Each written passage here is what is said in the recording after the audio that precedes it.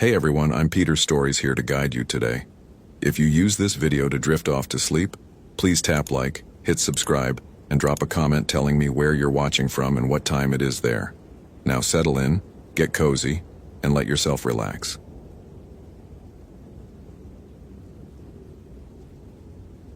Location: Voyageurs National Park, Minnesota.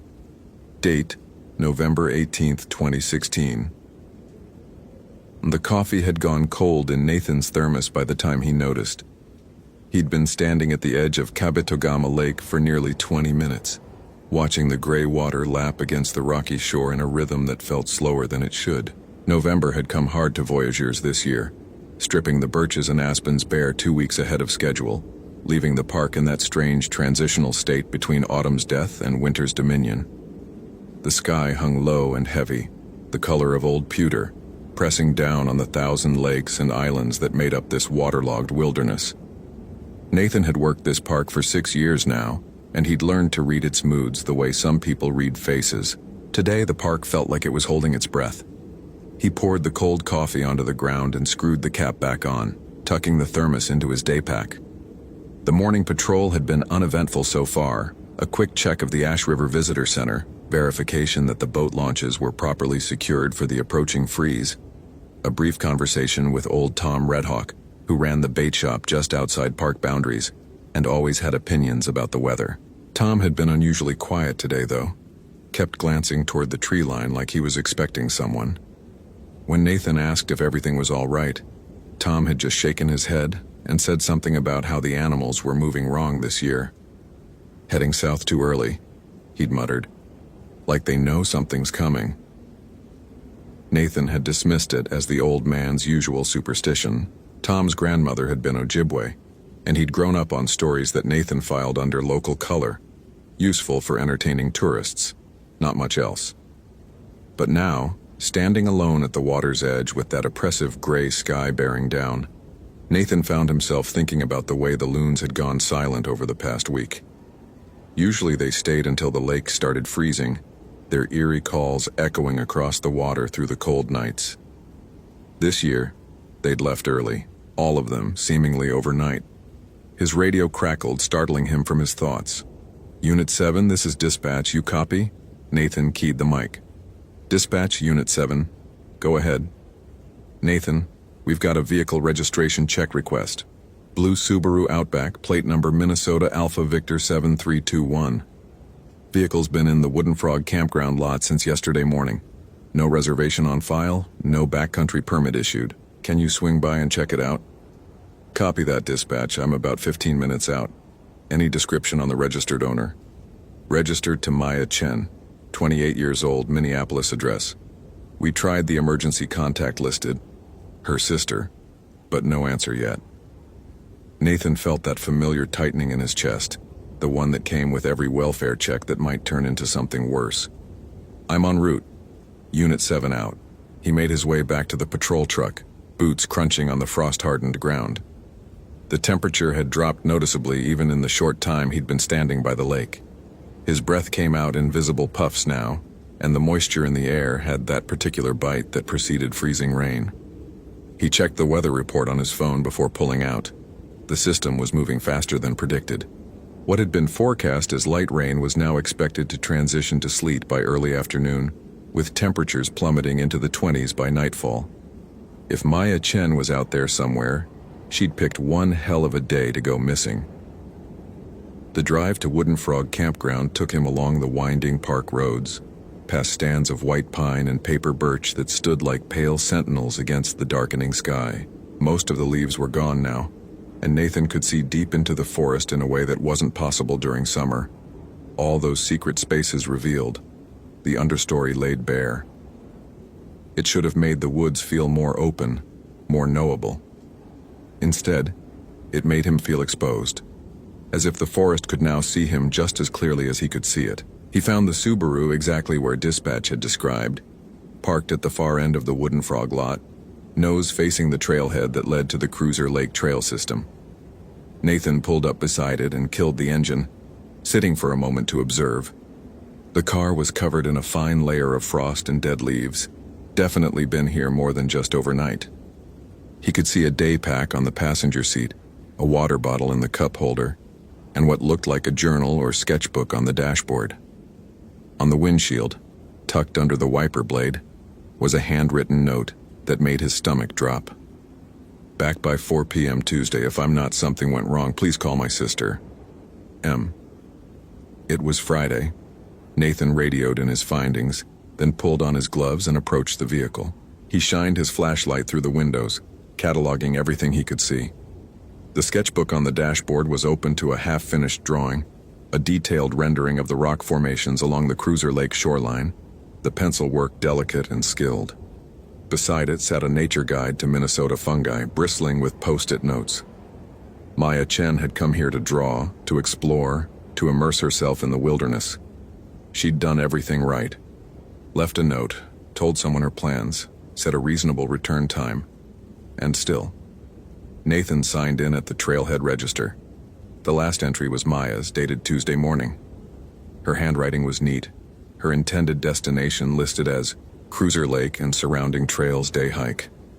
3 days ago.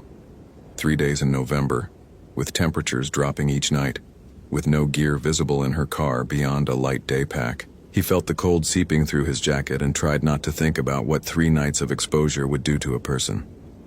Dispatch, Unit 7. Go ahead, 7. I'm starting a foot search from the Cruiser Lake trailhead. Victim left a note indicating she expected to return Tuesday. That's 3 days overdue. I'm requesting SAR activation and additional units. Copy, 7. I'm logging that now. Be advised. Weather's deteriorating faster than expected. You've got maybe 2 hours before conditions become hazardous. Don't go too deep. Understood. Unit 7 out. Nathan shouldered his pack and started up the trail. The first mile was easygoing, a well-maintained path through mixed forest that eventually opened onto the rocky shoreline of Cruiser Lake. This was popular hiking territory in summer and fall, but by mid-November, most visitors had retreated to warmer pursuits. Nathan passed no one on the trail, saw no fresh footprints in the frost-crusted mud, just his own boots breaking the silence of the forest. And it was silent. That was the first thing that registered as wrong. No bird song, no squirrel chatter, no wind through the bare branches. Nathan stopped walking and stood perfectly still, listening. Nothing. Not even the distant hum of a plane overhead or the whisper of water against the lakeshore. It was as if someone had wrapped the forest in cotton, muffling every sound except his own heartbeat, which suddenly seemed very loud. He shook off the unease and continued on. The trail curved around a granite outcropping and descended toward the lake. And it was here that Nathan found the first sign of Maya Chen. A single hiking boot, women's size 7 or 8, lying in the middle of the path as if it had been dropped mid-stride. No scuff marks, no sign of struggle. Just a boot, sitting upright and waiting, the laces still tied. Maya had been sketching the lichen patterns on a fallen log when she first heard her name. Maya. She looked up, startled. The voice had come from somewhere to her left, deeper in the forest, away from the trail. It sounded like her sister, like Lily, that particular rising inflection she used when she was looking for something. But Lily was in Minneapolis, 150 miles south. Lily didn't even know exactly where Maya had gone, just up north to sketch, the vague direction she always gave when she needed to disappear into nature for a few days. "Hello?" Maya called back, her voice sounding thin and small against the vast silence of the trees. No response, just that heavy quiet pressing in from all sides. She checked her phone. No signal, as expected. The park was notorious for dead zones.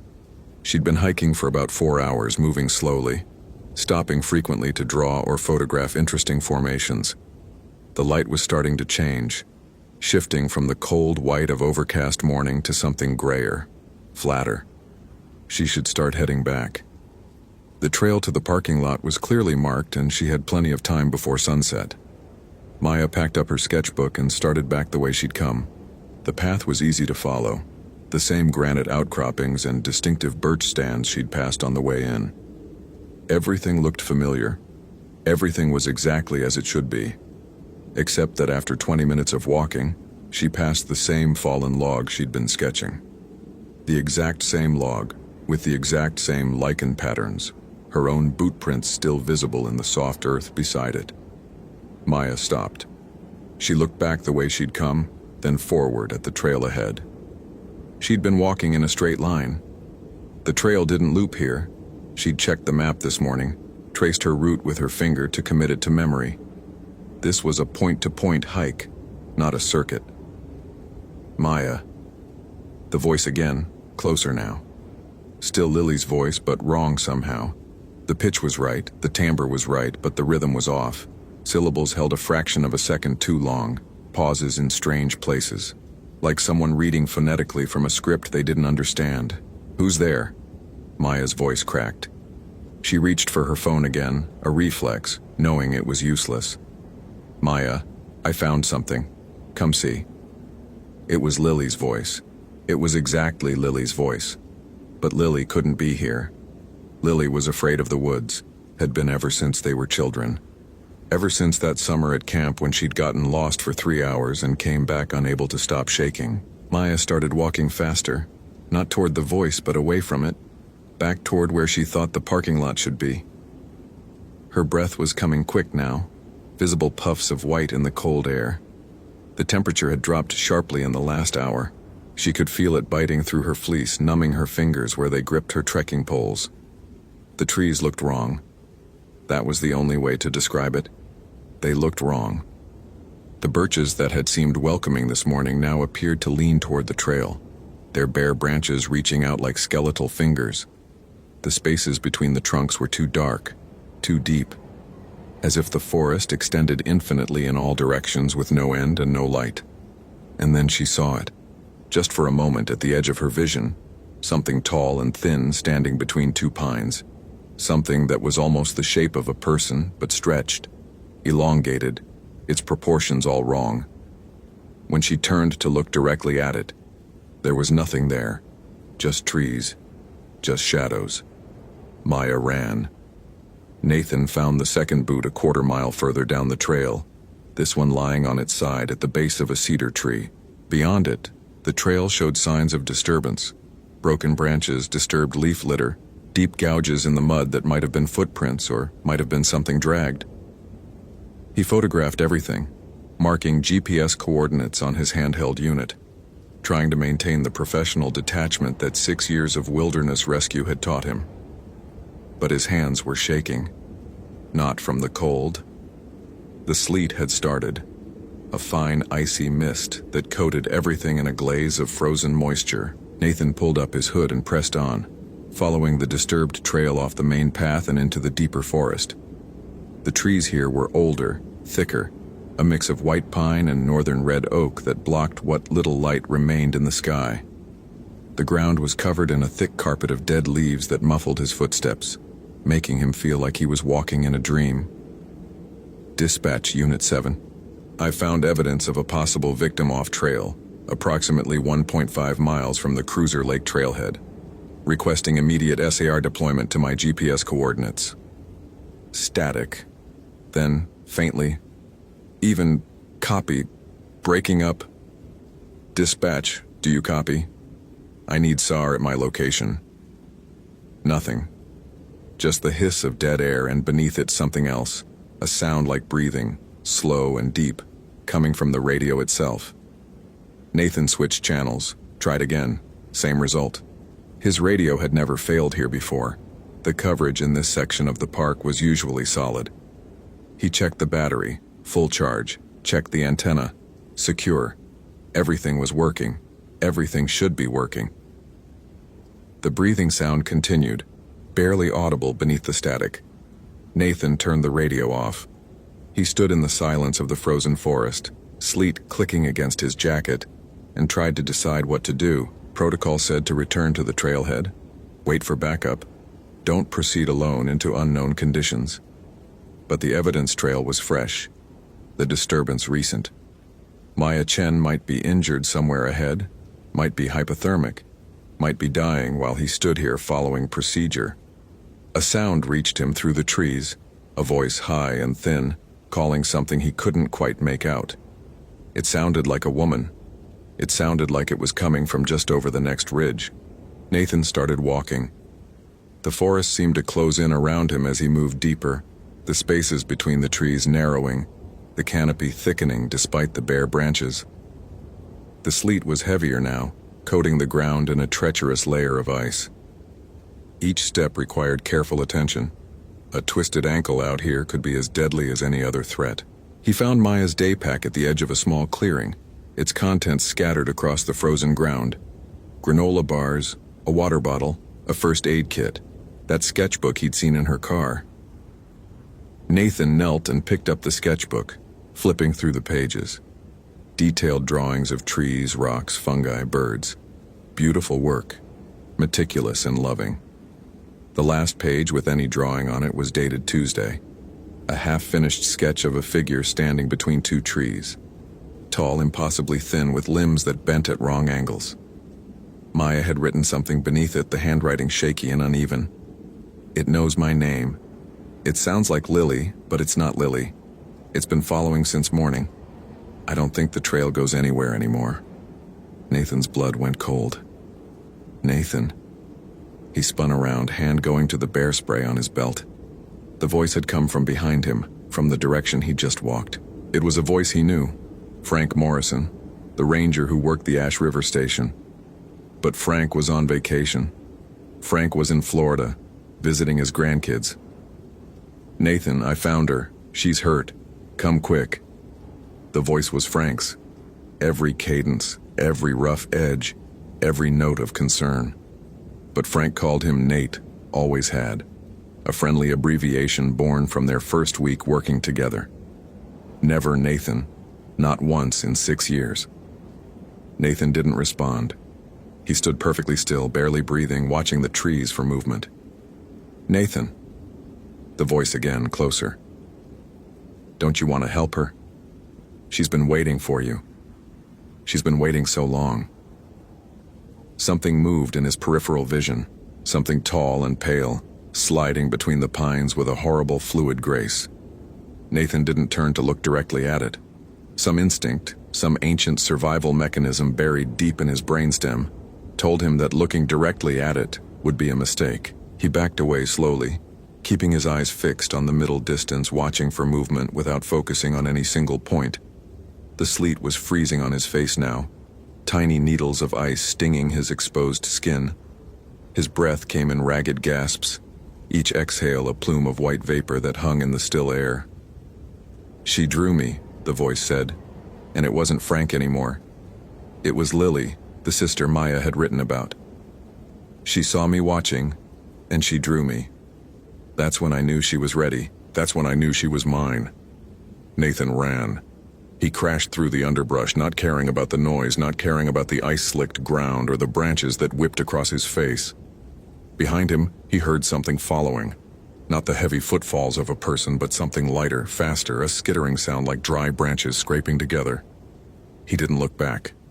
He couldn't look back. The trail appeared ahead of him, familiar and solid, and Nathan burst onto it with a sob of relief. He ran until his lungs burned, until the cold air felt like knives in his chest, until he could see the gray shape of the parking lot through the trees.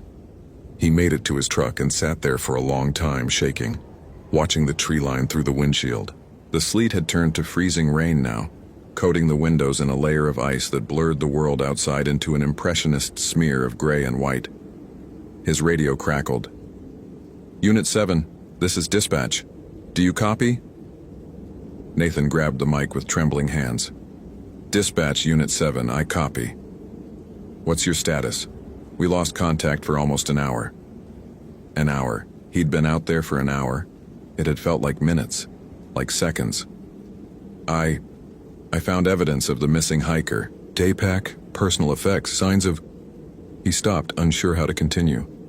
Signs of flight. I need SAR at the Cruiser Lake trailhead immediately. And dispatch. Advise all units to avoid solo patrols in the Cruiser Lake area until further notice. Copy 7. SR is being mobilized. Are you injured? Negative. Just get them here fast.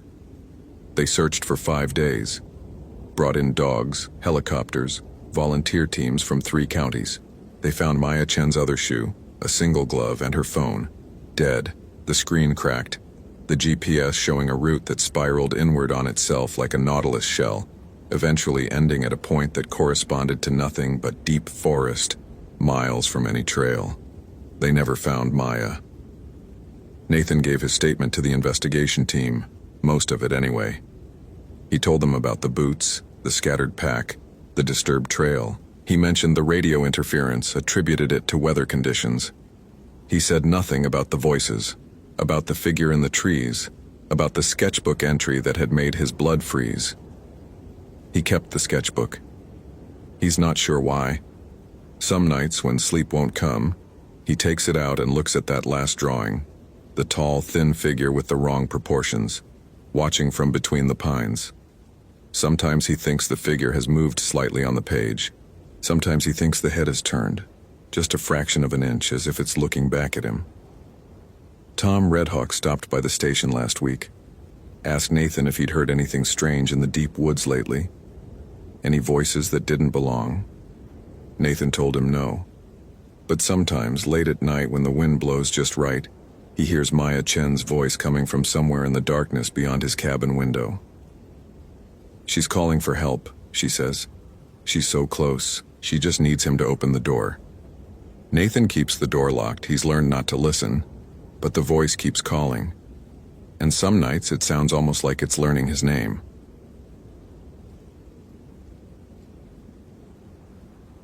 Location: Voyageurs National Park, Minnesota. Date: October 27, 2019. The fog came in low across Kabetogama Lake that Sunday morning, rolling over the dark water like something alive, something with purpose. Garrett Walsh stood on the dock behind the Ash River Visitor Center and watched it move, coffee steaming in his hands, the warmth barely registering against the cold that had settled into his bones overnight. 23 degrees at dawn. The thermometer on the station wall had confirmed what his joints already knew. Winter was no longer approaching. It had arrived. Voyageurs in late October was a different world than the summer park that drew families in houseboats and kayakers seeking the Boundary Waters experience. Now the lakes were beginning their slow freeze, thin ice forming in the sheltered bays while the main channels remained open, black and depthless. The birches had shed their gold weeks ago, standing skeletal against the evergreen darkness of the boreal forest. Most of the seasonal staff had gone home. The campgrounds were closed. What remained was silence, water, and approximately 18,000 acres of interconnected wilderness that answered to no one. Garrett had worked Voyageurs for 7 years now, long enough to know its moods, its seasons, its particular ways of testing those who presumed to manage it. He knew the sound of wolves calling across Rainy Lake at midnight. He knew how the northern lights could turn the snow purple and green on clear January nights. He knew, too, the stories the Ojibwe elders told, the ones the Park Service didn't include in the interpretive materials. Stories about things that lived in the in-between places, the spaces where water met land, met sky, where the boundaries grew thin. He finished his coffee and went inside to begin the morning protocols. Radio check with the Rainy Lake station came first, then Crane Lake. Both reported quiet nights, no incidents, no visitors registered for backcountry permits. Garrett logged the communications, checked the weather service updates, fog through midday, clearing by afternoon, chance of snow squalls after dark, and reviewed the patrol schedule. With only 3 rangers covering the entire park until the ice roads opened in January, they each carried responsibility for vast stretches of territory. Today, Garrett had the Kabetogama Peninsula, a roadless expanse accessible only by water, dotted with primitive campsites that should have been empty this time of year. Should have been. He was organizing his pack when dispatch crackled through with something unexpected. A vehicle had been reported in the Wooden Frog campground parking area for 3 days now. A silver Honda CR-V, Minnesota plates. No one had checked in at any station. No backcountry permit on file. Copy that, dispatch. I'll take a look on my morning run. Probably just someone who didn't know the campground closed October 15th. Appreciated, Unit 12. Let us know what you find. Garrett added a welfare check to his mental list and headed for the boat launch. The patrol boat, A 22-foot aluminum workboat with a center console sat waiting in the gray morning light. He ran through his equipment check methodically. Fuel topped off, radio functioning, GPS unit showing proper satellite acquisition, emergency beacon secured in the console compartment, life jacket on, kill switch lanyard attached to his belt. The routines were ingrained now, automatic as breathing, but he never skipped them. The lakes had taken better men than him, men who cut corners, who trusted the water when they shouldn't have. The engine caught on the first try, and Garrett idled out past the no-wake buoys before opening the throttle. The fog swallowed the shore behind him within seconds. Brooke Hendricks had arrived at Voyagers 3 days earlier with a plan that seemed reasonable at the time. She was a wildlife photographer based in Duluth, and she'd heard from a contact at the Minnesota DNR that a pack of wolves had been spotted on the Kabetogama Peninsula, denning earlier than usual. The shot she wanted, wolves against the first snow, the fog rising off the lakes behind them, could anchor her portfolio for years, could get her the National Geographic assignment she'd been chasing since graduate school. She'd known the campgrounds were closed. She'd known she should have filed for a backcountry permit, but permits meant questions, and questions meant rangers suggesting she wait for better conditions, and better conditions meant missing the wolves entirely. So she'd parked at Wooden Frog, loaded her kayak with 3 days of supplies, and paddled out toward the peninsula before dawn on Thursday morning. The first 2 days had been exactly what she'd hoped for. She'd found a sheltered cove on the peninsula's western shore, set up her cold weather camp, and spent hours glassing the tree line for movement. She'd heard the wolves on the first night, their calls echoing across the water, closer than she'd expected. She'd photographed tracks in the frost, scat still steaming in the cold air, claw marks on a birch that stood sentinel at the edge of a small clearing. But she hadn't photographed the lights. They'd appeared on the second night, after the fog rolled in, small and flickering like distant lanterns moving through the trees on the ridge above her camp. Brooke had watched them for nearly an hour, telling herself they must be other campers, though how they'd gotten there she couldn't imagine. Or perhaps some phenomenon of swamp gas, methane from the bogs igniting in the cold air. When the lights had seemed to drift closer, she'd retreated to her tent, zipped the rainfly tight, and tried to sleep. The dreams that came were strange. She was walking through forest that looked like Voyageurs but wasn't, trees growing too close together, the spacing wrong, the species mixed in ways that didn't occur in nature. And there were figures in the trees, small figures, man-shaped but wrong in their proportions, watching her with eyes that caught light where no light should be. In the dream, they were laughing. The sound was not human laughter. She'd woken before dawn on the third day. Yesterday now, though time had grown slippery in her mind, and found her kayak missing. Garrett found the Honda exactly where dispatch had described it, alone in the Wooden Frog lot, frost thick on the windshield. He circled the vehicle, noting the Duluth parking permit on the rear bumper, the camera equipment bag visible through the rear window. The driver's door was unlocked. Inside, he found a wallet with ID, Brooke Hendricks, age 31, and a detailed topographic map of the Kabetogama Peninsula with a cove on the western shore circled in red ink. He keyed his radio. "Dispatch Unit 12, I've got a confirmed ID on that vehicle. Brooke Hendricks, Duluth address. Looks like she might have kayaked out to the peninsula. No permit on file?" "Negative, Unit 12. No permit. No registration at any station." "Copy. I'm heading out to check the western shore." She circled a location on a map. "Looks like about 2 miles southwest of Anderson Bay." "Understood. Check in at regular intervals. Weather Service is updating the fog advisory. Visibility dropping." Garrett pocketed the map and returned to his boat. The fog was thicker now than when he'd launched, visibility down to perhaps 50 yards. He navigated by GPS and memory, throttling back to avoid the submerged rocks that lurked beneath the surface this time of year, when the water levels dropped, and hazards that summer boaters never saw rose like teeth from the lake bed. The western shore of the peninsula materialized slowly from the gray, a dark line of spruce and birch, boulders crusted with ice where the waves lapped against the ancient Canadian shield granite. Garrett killed the engine and let the boat drift, listening. The silence was profound, broken only by the soft lap of water against aluminum and the distant mournful call of a loon somewhere in the fog. Then he heard something else. A voice, maybe, high and thin, carried on air that seemed to come from no particular direction. "Hello?" The word dissipated before he could locate its source. Garrett waited, hand on the radio, straining to hear. Nothing. Just the water and the fog and the feeling, sudden and unwelcome, that something was watching him from the tree line. He shook it off. Sound carried strangely across water, especially in fog. Acoustic tricks happened constantly in the boundary waters, echoes bouncing off cliffs, whispers traveling miles, silence that seemed to swallow screams. He'd experienced it all before, but he'd never felt watched before. Not like this. Garrett pulled out his binoculars and scanned the shore, searching for any sign of a camp, a kayak, a person. The fog revealed only trees and stone, the landscape ancient and indifferent.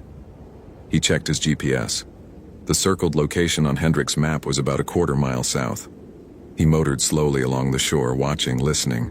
The feeling of being observed intensified, a pressure between his shoulder blades, a certainty that refused to attach itself to any evidence. Twice he spun to look behind him, finding only the gray wall of fog closing in his wake.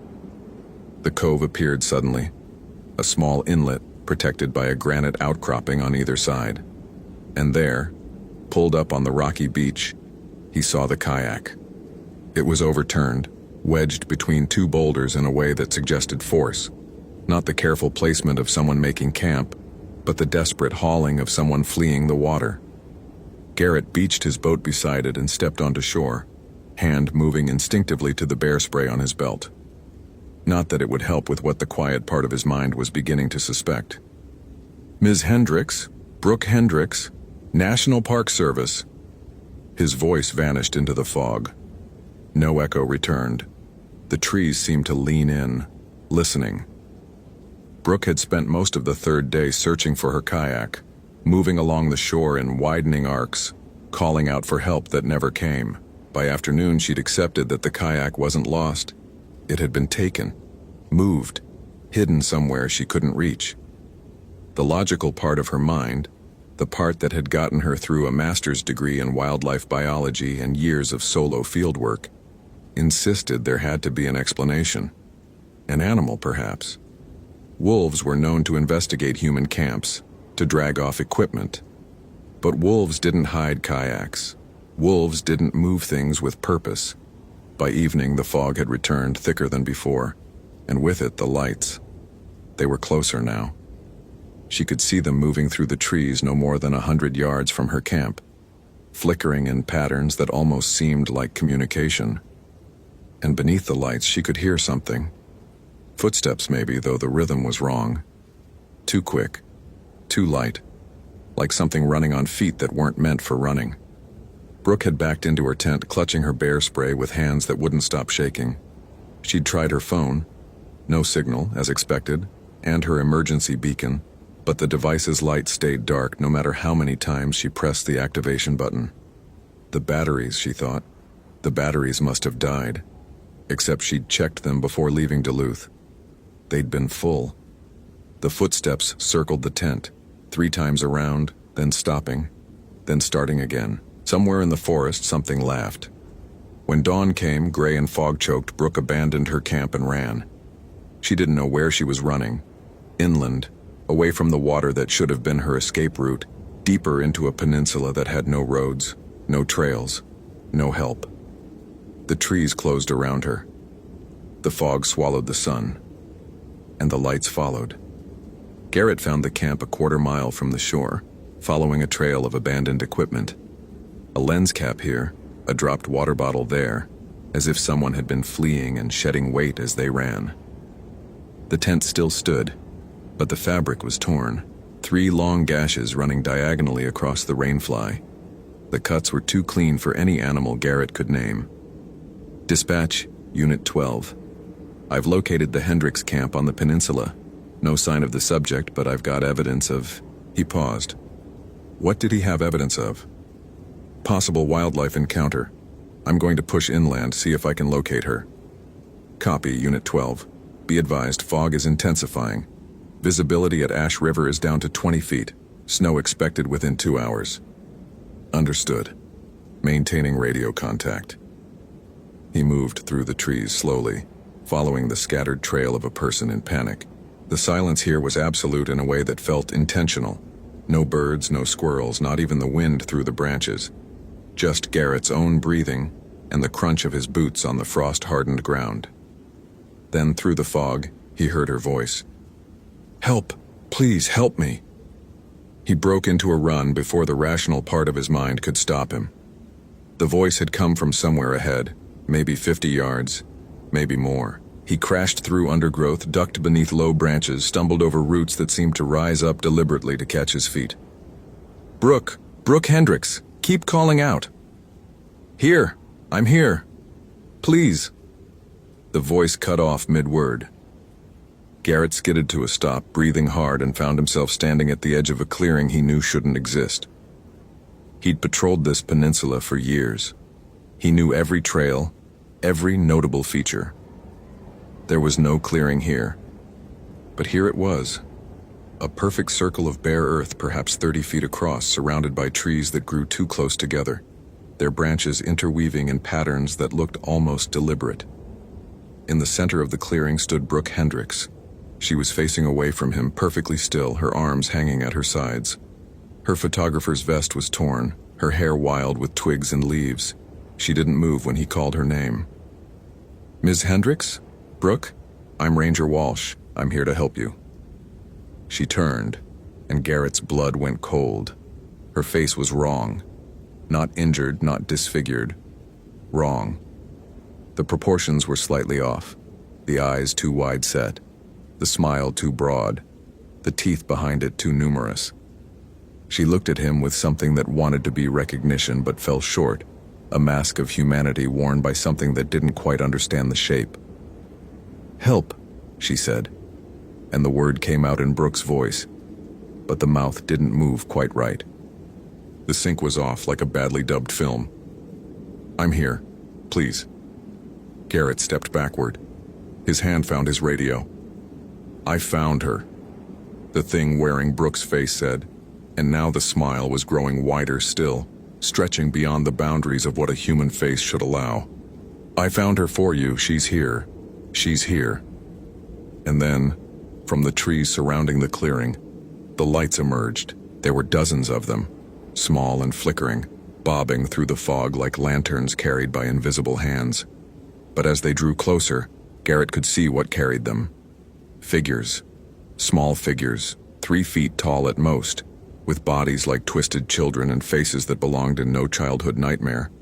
Long noses, sharp teeth, eyes that reflected the light they themselves produced. They moved in a way that was wrong, joints bending in directions joints shouldn't bend, and they were laughing. Laughing in a high, chittering chorus that didn't sound human because it wasn't, had never been, would never be. The thing wearing Brooke's face began to laugh too, and as it laughed, its shape began to change, to shrink, to twist into something closer to what the creatures in the trees truly were. Garrett ran. He ran without direction, without thought, crashing through forests that seemed to shift around him, trees appearing where there had been open ground, paths closing behind him as he passed. His radio was in his hand. He couldn't remember drawing it, and he was screaming into it, screaming for help, for backup, for anyone. "Unit 12, can you repeat? Need immediate. Peninsula. They're everywhere. Breaking up, Unit 12. The fog swallowed his words. The lights followed, always the same distance behind him, never closing, never falling back. They were playing with him. They'd been playing with Brooke for 3 days, and now they were playing with him too. His foot caught on a root. He went down hard, the radio spinning away into the fog, and when he pushed himself up, he found himself face to face with one of them. It was standing on a fallen log no more than 5 feet away, watching him with those terrible, reflective eyes. Up close, its skin had the texture of birch bark, its fingers ending in nails that looked like thorns. It tilted its head at an angle no human neck would allow and smiled with teeth like broken glass. "Walsh," it said. The voice was his father who had died in 2007. "Walsh, my boy, stay a while, stay with us." Garrett scrambled backward, found his feet, kept running. Behind him, dozens of voices called his name in voices he recognized. His father, his ex-wife, his childhood friend who'd drowned in Lake Superior at 17. The forest was full of the dead, and they were all inviting him to stay. The water appeared without warning. One moment he was running through trees. The next he was stumbling down a rocky slope toward the dark expanse of Kabetogama Lake. His boat was there. Somehow, impossibly, his boat was there, as if the lake had rearranged itself to offer him escape. He didn't question it. He threw himself aboard, started the engine, and opened the throttle before the boat had fully left the shore. Behind him, standing on the rocks, he saw them watching. Dozens of small figures, their lights extinguished now, their eyes still visible in the fog, reflecting the gray light of the dying day. One of them waved.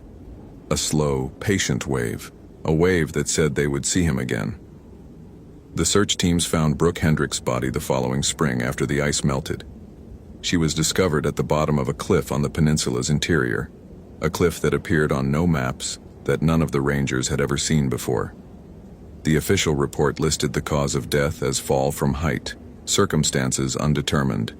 There were no witnesses. There was no explanation for how she'd reached a location that shouldn't exist. Garrett Walsh completed his incident report with careful attention to procedure. Subject appeared disoriented. Subject fled deeper into wilderness before rescue could be effected. Subject's location was not recoverable before nightfall. He said nothing about the lights, nothing about the things in the trees, nothing about the clearing that he had searched for in 3 subsequent patrols and never found again. He requested a transfer to Joshua Tree the following month. Desert country, open sightlines. No lakes, no forests, no places where the in-between could gather and watch and wait. The request was approved. But sometimes, late at night, when the wind moves through the desert in a way that sounds almost like voices, Garrett hears his father calling his name. And sometimes in the corner of his vision he sees lights that flicker and move with purpose, lights that vanish when he turns to look directly at them. The Ojibwe have a word for the things that live in the boundary waters. The old stories warn travelers not to follow lights through the forest, not to trust voices calling from the fog, not to stray from marked paths no matter how lost they become. The stories say the little people hold grudges that span generations. They remember every trespass. They wait, and the lakes are patient. The lakes have always been patient. The lakes will wait for him to come back.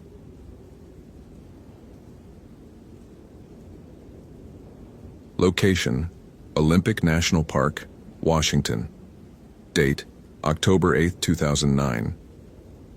The fog arrived with the dawn, rolling in from the Pacific like something alive, threading through the old-growth forest until the world beyond arm's reach ceased to exist.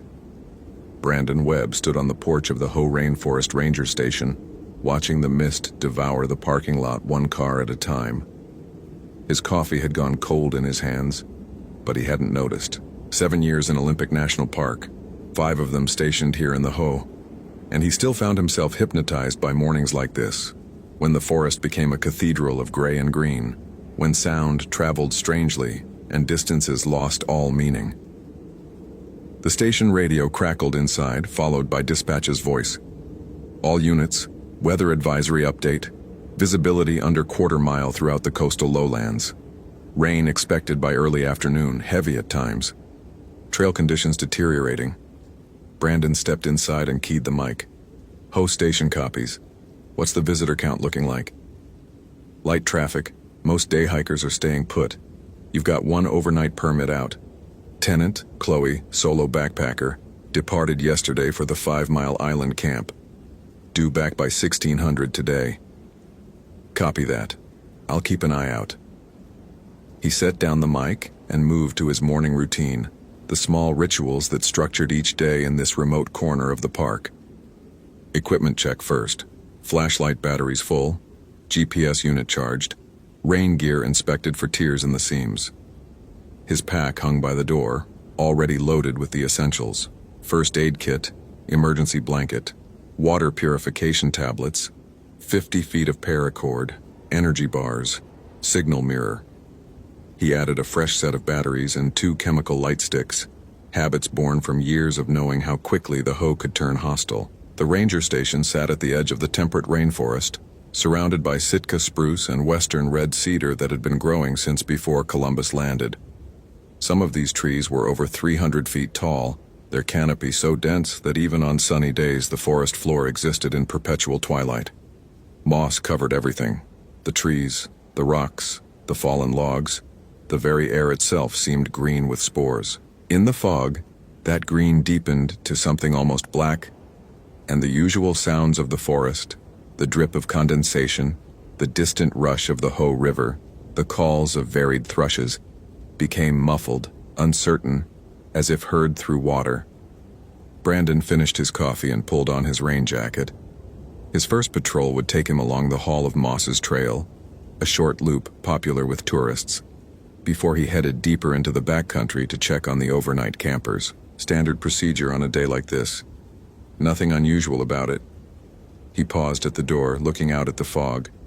Something felt different this morning, a tension in the air, a quality to the silence that prickled at the back of his neck. He'd learned to trust that feeling over the years. The Hoh had moods, and some of those moods demanded respect. An elder from the Quinault Nation had told him once, years ago when Brandon was still new to the park, that there were things in these forests older than the trees. The old people knew, the man had said, his eyes fixed on the tree line. They knew to stay on the paths, knew not to whistle after dark, knew that when the fog comes thick and the forest goes quiet, you don't go looking for what's looking at you. Brandon had smiled politely at the time, filed it away as local color, but he'd stopped whistling on night patrols, just in case. The Hall of Mosses Trail was empty, as expected. Brandon walked the loop slowly, checking for fallen branches, washouts, any hazards the overnight moisture might have created. The fog pressed close, reducing the massive trees to suggestions, their trunks fading into gray within 30 feet. His footsteps were the only sound, the soft compression of damp earth, the occasional squelch of standing water. No birdsong, no rustling of small animals in the undergrowth. Just the fog and the silence and the endless watching green. He was halfway through the loop when he heard the whistle. High and clear, a single note that seemed to come from everywhere and nowhere at once. Brandon stopped listening. It could have been a bird, some species he didn't recognize perhaps, or a familiar call distorted by the fog. It could have been another hiker, though he'd seen no cars in the lot. It could have been nothing at all, a trick of air pressure and moisture. He waited. The whistle did not repeat. Brandon continued his patrol, but his pace had quickened without his conscious decision. The fog seemed thicker now, the trees closer. He found himself checking his bearings more frequently, confirming his position on the trail, even though he'd walked this path hundreds of times. By the time he returned to the station, the feeling of wrongness had settled into his bones like the damp. Chloe Tennant had chosen the Hoh for its solitude. After 6 months of 80-hour weeks at the Seattle law firm, of fluorescent lights and recycled air, and the constant hum of other people's demands, she needed silence. Real silence. The kind that existed only in places where cell phones didn't work, and the nearest human might be miles away. She'd done her research, downloaded the trail maps, checked the weather forecasts, registered her permit with the Park Service. 3 days, 2 nights, solo in the temperate rainforest. Her gear was top quality. She'd splurged on a 4-season tent, a sleeping bag rated to 15 degrees, a water filter that could handle glacial silt. Her father had taught her to camp when she was young, back before the divorce, back when weekends meant something other than billable hours. The first day had been perfect. Fog in the morning, burning off by noon to reveal cathedral shafts of light through the canopy. She'd made 5 Mile Island by early afternoon, set up camp on a gravel bar beside the Hoh River, spent the evening watching salmon struggle upstream to spawn and die. That night, she'd slept better than she had in months, lulled by the river's constant voice. The second morning brought the fog back, thicker than before. Chloe packed her gear and started back toward the trailhead, planning to take her time, maybe stop at the Mineral Creek campsite for lunch. The trail was easy to follow, well-maintained, clearly blazed, and she'd walked it just yesterday. No reason for concern. But the forest felt different today, heavier somehow, The fog pressed against her like something with weight, and the sounds she'd grown accustomed to, the river, the birds, the constant drip of moisture from the canopy, had faded to nothing. Just her own breathing and her own footsteps, impossibly loud in the silence. She'd been walking for an hour when she realized she hadn't passed the Mineral Creek Junction. Chloe stopped, pulled out her map. The junction should have been 20 minutes back, according to her pace. She'd been watching for the trail marker, the distinctive wooden sign she'd photographed on the way in. She couldn't have missed it, but she had. Somehow she had. She turned around, retracing her steps. The fog made everything look the same. The same trees, the same moss, the same gray-green emptiness extending in every direction. She walked for 15 minutes, 20, 30. No junction, no trail marker. Just the path stretching ahead of her, curving through the forest toward a destination that kept receding. "Okay," she said aloud, and her voice sounded strange, flat, absorbed by the fog. "Okay, you missed a turn. It happens. Just keep going. You'll hit the trailhead eventually." She turned back toward the direction she thought was correct and started walking again. Her heart had begun to beat faster, though she told herself it was just exertion, just the weight of her pack, just the dampness making her clammy. 30 minutes later, she passed the same fallen log for the third time. She was certain it was the same one, a massive cedar, its root ball torn from the earth, moss growing thick on its decomposing trunk. She'd noted it the first time because of its size, the second time because of a growing unease. The third time she stopped and stared at it, her hands beginning to shake. She was walking in circles, on a straight trail, in a forest she'd navigated successfully just yesterday. "Hello?" she called out. "Is anyone there?" Her voice fell dead in the fog. No echo, no response, just the silence pressing in, thick and wet and wrong. And then, from somewhere deeper in the forest, she heard a whistle, high and clear, almost playful, like someone trying to get her attention. Brandon reached the 5 Mile Island campsite by noon, his rain jacket already dark with moisture despite the fact that it hadn't started raining yet. The fog had only thickened as he moved deeper into the backcountry, reducing visibility to perhaps 20 feet. The forest around him was a world of shapes and shadows, trees appearing and disappearing like ghosts as he walked. The campsite was empty. Chloe Tennant's tent, her gear, the fire ring she would have used, nothing. The gravel bar showed no sign of recent occupation, though the fog and moisture could have erased tracks quickly. Brandon checked the bear box, found it empty, and latched. Checked the area for any sign of disturbance, found none. She should have been here. According to her permit, she'd planned to spend the second night at 5 Mile Island before hiking out. But there was no evidence she'd ever arrived. He keyed his radio. "Dispatch, this is Ho Station. I'm at 5 Mile Island. The campsite is empty. No sign of the overnight permit. Tenant, Chloe, requesting confirmation on her check-in status." Static answered him, longer than usual. Then fragmented. "Ho, copy. No check-in logged. Repeat. No. Dispatch, you're breaking up. Say again? Missing. Possible search and rescue. Advise." The radio crackled and went silent. Brandon checked the battery. Full. Checked the channel. Correct. Checked the antenna. Intact. Everything was working, but the connection had dissolved into static and half words. He tried again. "Dispatch, do you copy?" Nothing.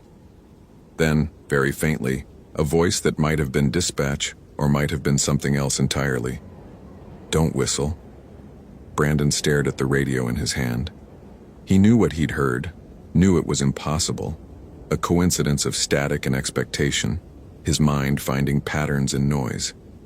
But his hand was trembling as he clipped the radio back to his belt. He began to hike back toward the trailhead, moving faster now. The fog seemed to follow him, always the same density, never thinning despite the hours passing. He should have been able to see further by now. The afternoon should have burned off some of this moisture, but the gray pressed close and the forest remained silent, and somewhere in the distance, always the same distance no matter how far he walked, He could hear something moving through the undergrowth. Not an animal. Animals made noise, broke branches, disturbed leaves, breathed audibly when they ran. This sound was different. Footsteps that didn't quite match a human gait, moving parallel to the trail, keeping pace with him. When he stopped, the sound stopped. When he moved, it moved, always just beyond the edge of visibility, always watching. He tried the radio again. "Dispatch, this is Brandon Webb, host station. I've got possible overdue hiker and something's..." He stopped. Something's what? Following me? Making sounds in the fog? He couldn't say that. "I'm returning to the trailhead. Request backup for a search operation." The radio answered with static, but underneath the static, he heard something else. A voice, but not dispatch's voice. A woman's voice, young and frightened. "Please help me, I'm lost. Please, I can hear you. Can you hear me?" Brandon's blood went cold. The radio frequency was Park Service only. No civilian equipment could access it. But the voice continued, pleading and desperate. "I don't know where I am. The fog. I can't see anything. Please, I've been walking for hours." "This is Park Service," Brandon said, his voice steady despite his racing heart. "Identify yourself. What is your location?" The voice laughed. It was the wrong laugh. Too high, too long. The sound of something that had learned laughter from listening to humans but didn't understand what it meant. "I'm right here," the voice said. "I'm right behind you." Brandon spun around. The trail behind him was empty, just fog and trees and the endless dripping silence.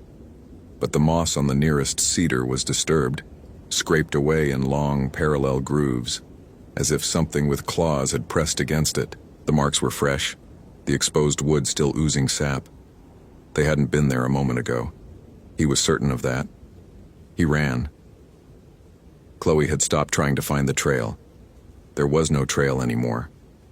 Or rather, there were too many trails. Paths that appeared and disappeared, that looped back on themselves, that led deeper into the fog no matter which direction she chose. She'd been walking for hours, and the light had barely changed. It should be afternoon by now. It should be raining, but the fog remained. Unchanged, eternal. And the forest had become a maze with walls that moved when she wasn't looking. The whistle came again, closer this time. She'd heard it a dozen times now, always from a different direction, always with that same playful quality. Like a game, like something was toying with her. "What do you want?" she screamed into the fog. "Who's there?" A shape moved at the edge of her vision. She turned toward it, saw nothing but trees and mist, turned back, and there it was again. Something tall and thin standing between two cedars, watching her. She couldn't make out features, couldn't tell if it was human or animal or something else entirely. Just a shape, darker than the fog around it, utterly motionless. "Please," she whispered. "Please, I just want to go home." The shape moved, not toward her, sideways, gliding between the trees with a fluidity that human bodies didn't possess, and as it moved she heard the whistle again, and she understood with terrible clarity that the sound was coming from the shape, that it had been coming from the shape all along. She ran. The forest blurred around her, branches tearing at her jacket, her pack, her face.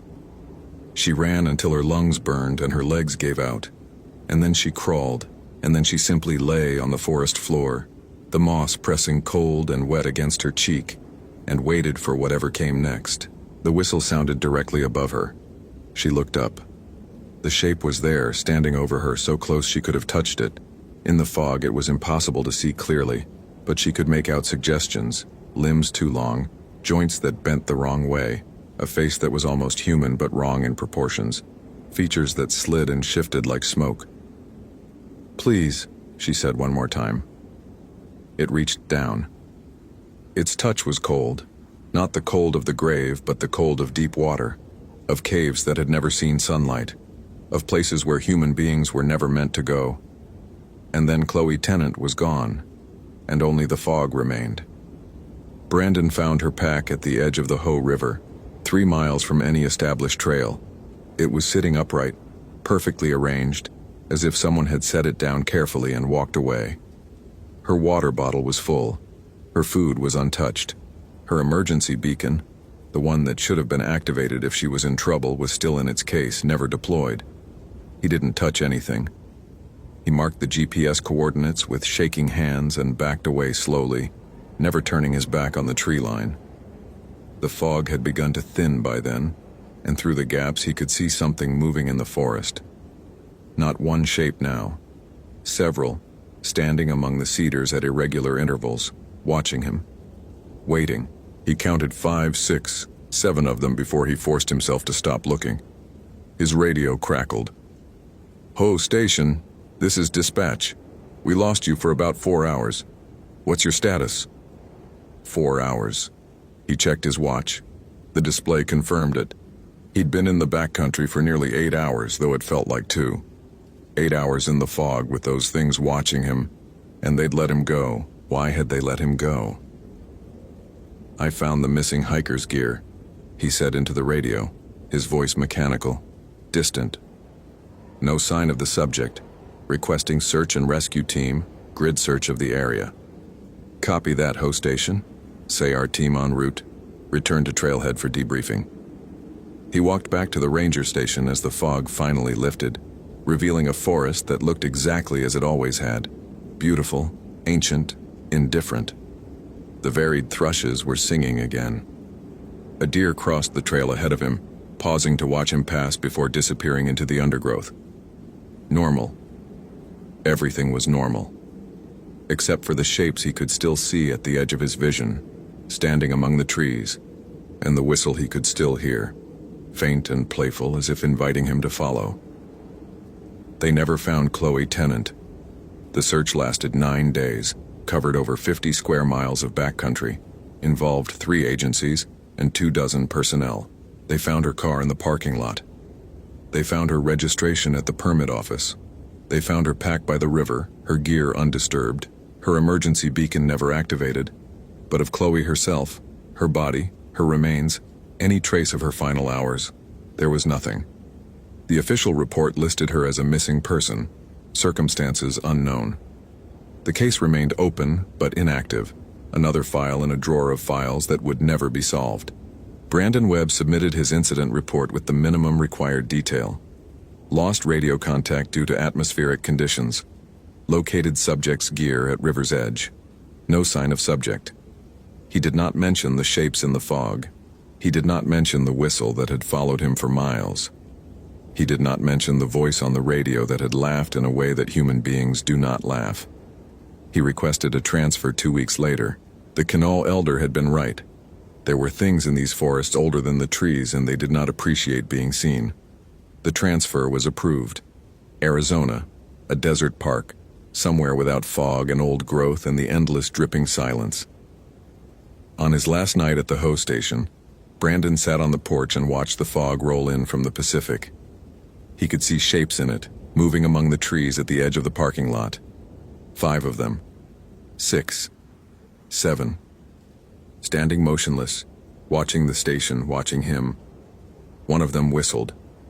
Brandon went inside, locked the door, and did not come out until morning. He drove away at first light, and he did not look back, and he never spoke of what happened in the Ho rainforest on October 8, 2009. But sometimes late at night, in a desert cabin 1,000 miles from the nearest old-growth forest, he wakes to the sound of whistling outside his window. And when he looks, there is nothing there. Just the empty night and the stars and the wind moving through the sagebrush. Just the wind. He is almost certain it is just the wind.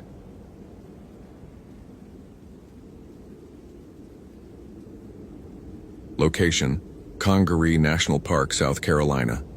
Date: August 23, 2009. The humidity hit Derek like a wall when he stepped out of the ranger station at 6 in the morning. August in the South Carolina Lowcountry was its own particular kind of misery. The air so thick with moisture it felt like breathing through wet cloth.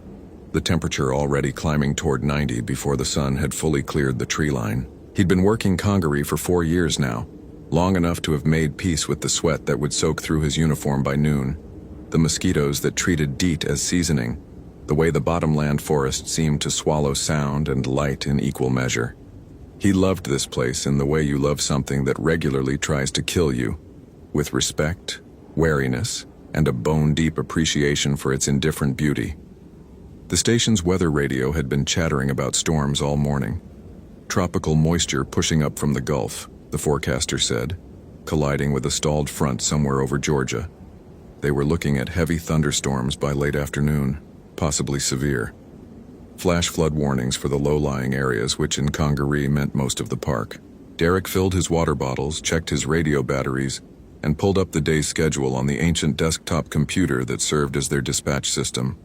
Light day, a few permits to check in the backcountry camping areas, routine patrol of the boardwalk system, maybe a sweep of the Kingsnake Trail if time allowed. He poured himself coffee from the pot that had been brewing since 5, the liquid dark and bitter enough to strip paint.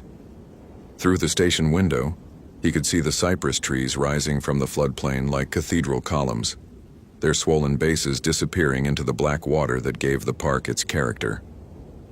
Congaree was one of the largest intact expanses of old-growth bottomland hardwood forest left in the southeastern United States. Champion trees, some of them, loblolly pines and bald cypresses that had been growing when the Revolutionary War was being fought. The place had a presence, a weight of years that Derek felt every time he walked beneath those ancient canopies. The forest remembered things.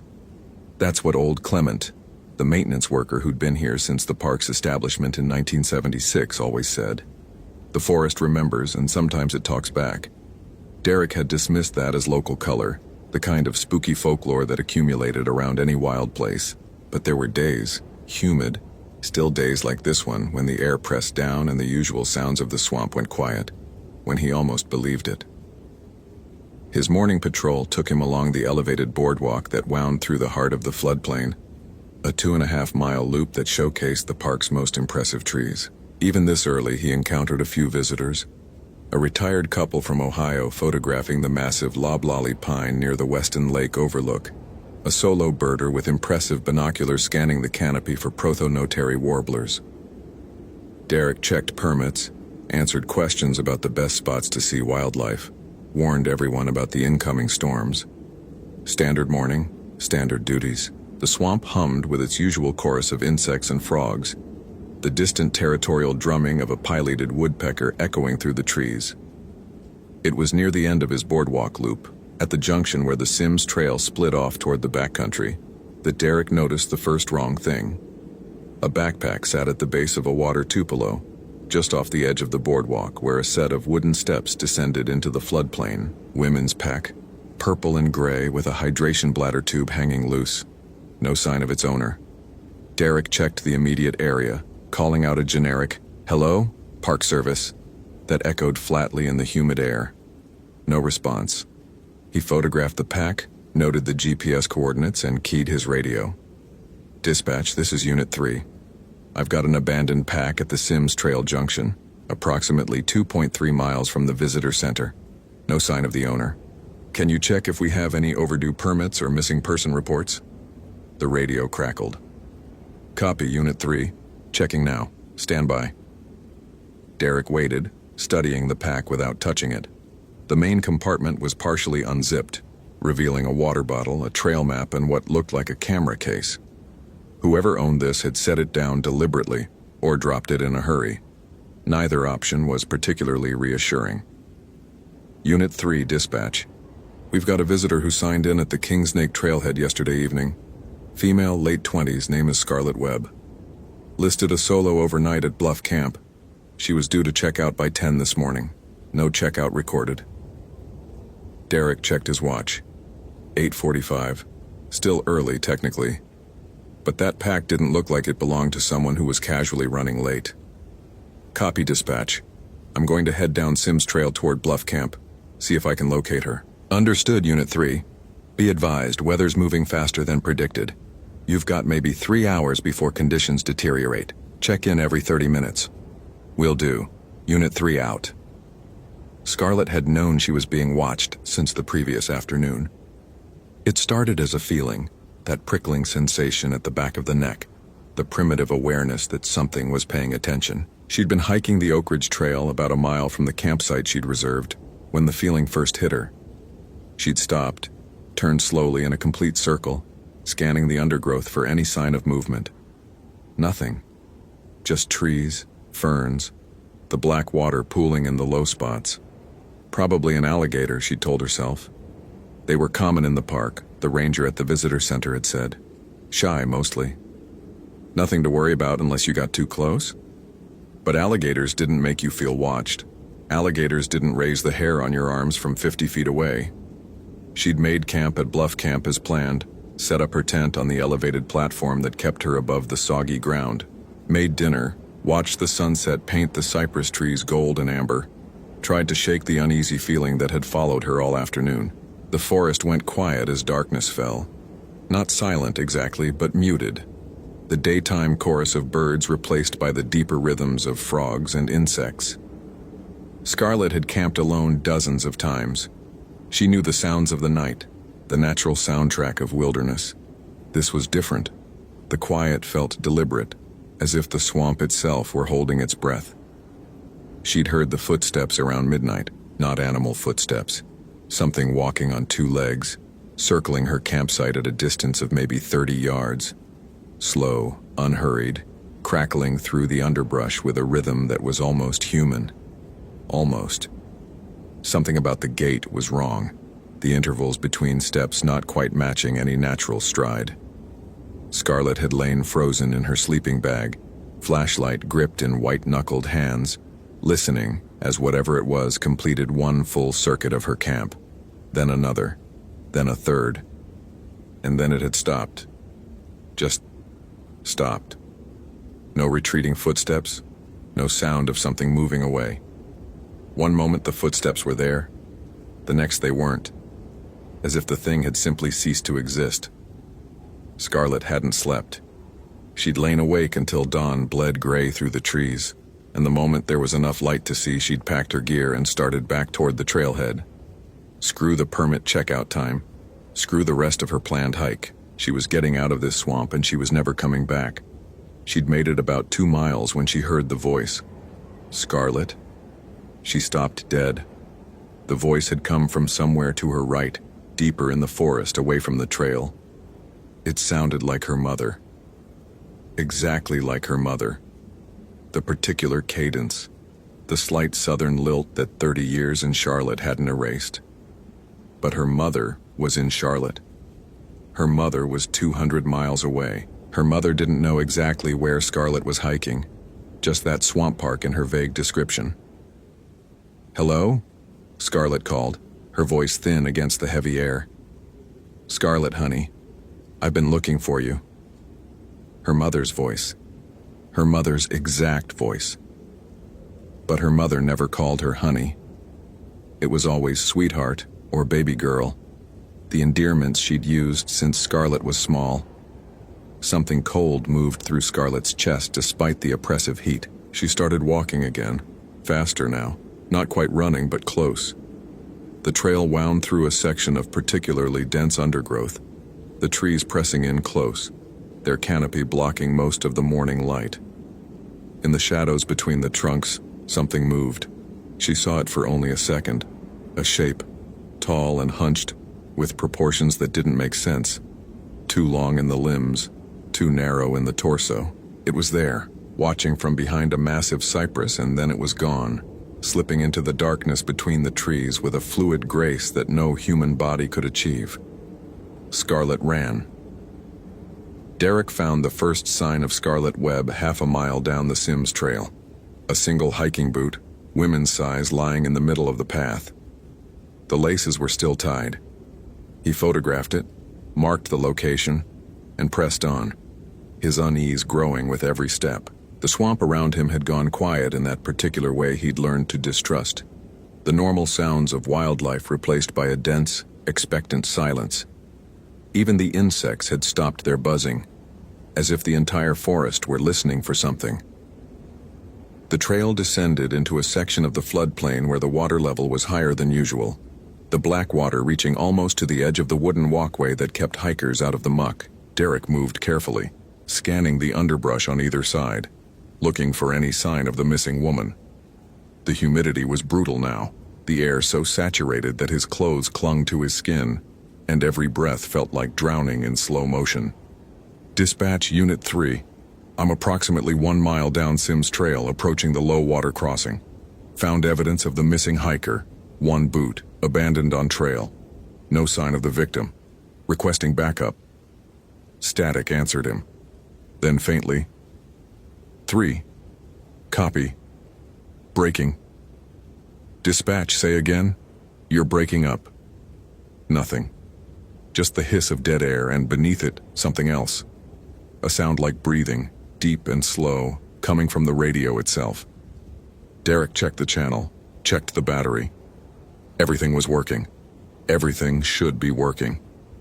He turned the radio off and kept moving. The low water crossing was a section of trail where the boardwalk gave way to a series of stepping stones, large flat rocks placed to allow passage during normal water levels. Today, with the floodplain swollen from recent rains, the stones were barely visible beneath the black water. Derek tested each one before committing his weight, moving slowly, watching for the subtle V-shaped wake that would indicate an alligator. He was halfway across when he saw the body. Not a body, a person.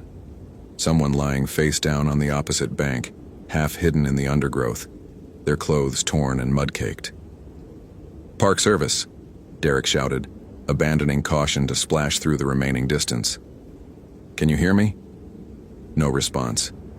He reached the bank, pushed through the dense ferns, and stopped. It wasn't Scarlet Webb. It couldn't be. The clothing was wrong. The body shape was wrong. This was a man, middle-aged, wearing the tattered remains of what might have been a suit. The fabric was rotted, falling apart at the seams, and the body beneath it. Derek's mind refused to process what he was seeing. The proportions were wrong, the limbs bent at angles that no human skeleton could achieve. And the face was looking at him, eyes open, pale and clouded, but tracking his movement with terrible awareness. Derek stumbled backward, his foot slipping on the muddy bank. The thing on the ground twitched, its movements jerky and disconnected like a puppet with tangled strings. It opened its mouth, and what came out was Scarlett's voice. Scarlett's exact voice, as clear and natural as if she were standing right beside him. "Help me, please, I'm so scared, help me." Derek ran. He ran without direction, crashing through the undergrowth, branches whipping his face and arms. The trail was gone, lost somewhere behind him in his panic. The forest pressed in from all sides, the ancient trees leaning close, their massive trunks forming walls that channeled his flight in directions he couldn't control. Behind him, he could hear something following. Not footsteps, something else. A wet sliding sound, like something large pulling itself through the mud. And voices. So many voices. Derek. That was his mother, dead these 8 years. "Derek, honey, wait for me." "Unit 3, this is dispatch." His colleague Maria's voice, but wrong somehow. The rhythm off, the pauses in strange places. "Derek, where are you? We're coming to help. Just stay where you are." "Please."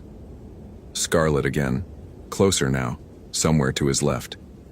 "Please, I'm right here, I'm so close. Just look at me, just turn around and look." Derek didn't turn around. Some instinct, some ancient survival mechanism buried deep in his brainstem told him that looking would be a mistake. That whatever was behind him needed to be seen to fully exist, and as long as he didn't look, as long as he kept moving, he might survive. He burst out of the trees into a clearing he didn't recognize. The ground here was dry, elevated above the flood level, carpeted with dead leaves and dominated by a single massive cypress that had to be centuries old. Its trunk was easily 15 feet in diameter, its bark deeply furrowed, its branches spreading overhead like the vaulted ceiling of a cathedral. At its base, arranged in a rough circle, were bones. Not animal bones. Human bones. Dozens of them, maybe hundreds, piled and scattered and partially sunken into the leaf litter. Skulls grinned up at the canopy. Femurs lay crossed like offerings, and there, sitting with her back against the great tree, was Scarlet Webb, alive, eyes open, looking at him with an expression of desperate, wordless terror. Derek took a step toward her, and she shook her head violently, her mouth moving but no sound coming out. Her hands were pressed flat against the tree trunk behind her, her fingers digging into the bark, and Derek realized with horror that she wasn't sitting against the tree by choice. Something was holding her there, something he couldn't see. "Scarlet," he said, his voice cracking. "Scarlet, can you hear me?" She nodded, tears streaming down her face. "I'm going to get you out of here. I'm going to run." The word was barely a whisper, forced out through lips that seemed reluctant to move. "It's behind you. It's been behind you the whole time. Run." Derek felt it then, the presence at his back, the weight of something's attention pressing down on him like a physical force. The air temperature dropped, impossibly, 20 degrees in an instant. The swamp smell intensified, becoming something older, ranker, the reek of ancient rot and patient hunger. He didn't turn around. "Why isn't it taking me?" he whispered. Scarlet's eyes moved, focusing on something over his shoulder, and fresh tears spilled down her cheeks. "It already did," she said. "Last night, in my tent. What you're looking at..." Her voice broke. "What you're looking at isn't me anymore. It just remembers being me. It just wears what it took." Derek watched as the thing that looked like Scarlet smiled, and the smile was wrong. Too wide, too many teeth, stretching the familiar face into something that had never been human. "Run," it said, in a voice that was no longer Scarlet's at all. "I'll give you a head start, I always do. It's more fun when they run." Derek ran. He ran until his lungs burned, until his legs gave out, until he collapsed in a drainage ditch somewhere he didn't recognize. The storm had arrived while he wasn't paying attention, rain hammering down through the canopy, thunder rolling across the sky like artillery fire. He lay in the mud and the water, and he couldn't stop shaking. They found him 3 hours later, when the search team finally tracked his GPS beacon. He was hypothermic despite the August heat, non-responsive, his eyes fixed on something only he could see. The paramedics had to sedate him to get him into the ambulance. Scarlet Webb was never found. The search lasted 2 weeks, covered every inch of the park, brought in dogs and helicopters and volunteers from 3 counties. They found her other boot, her torn backpack, her camera with its memory card corrupted beyond recovery. They found strange tracks in the mud near the low-water crossing, tracks that the wildlife experts couldn't identify, tracks that seemed to change direction impossibly, as if whatever made them had been walking backward. They found the clearing with the massive cypress, but there were no bones. Just dead leaves and an old tree and the lingering smell of something rotten. Derek resigned from the Park Service 6 months later. He doesn't talk about what happened that day in Congaree. Not to the investigators, not to the therapist they made him see, not to anyone. But sometimes, late at night when sleep won't come, he hears voices outside his apartment window. Voices he recognizes. His mother, his colleagues, Scarlet Webb, calling his name with that particular inflection, asking him to come outside, promising that everything will be okay if he just opens the door. He moved to Phoenix 3 years ago. Deserts don't have swamps.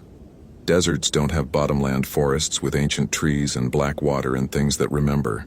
But sometimes when the monsoon rains come and the air turns humid and the desert washes flood with unexpected water, Derek could swear he smells it. That old rot, that patient hunger, drifting on the wind from somewhere far away. Waiting, remembering. The forest always remembers.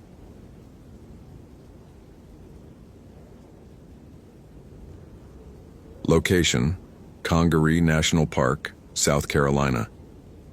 Date: August 19, 2007. The rain had been falling for 3 days when Andrew Harmon woke to the sound of it drumming against the roof of the Congaree Ranger Station. He lay still for a moment in the gray pre-dawn light, listening to the rhythm of water on wood and tin, the steady percussion that had become the soundtrack of the week. Tropical storm Erin had stalled over the Carolina Lowcountry, and the park had transformed into something primordial, something that predated human memory. Andrew rose at 5:30, as he had every morning for the past 6 years. The ritual was ingrained. Coffee first, black and strong, brewed in the ancient percolator that had outlasted 3 district rangers and would probably outlast him.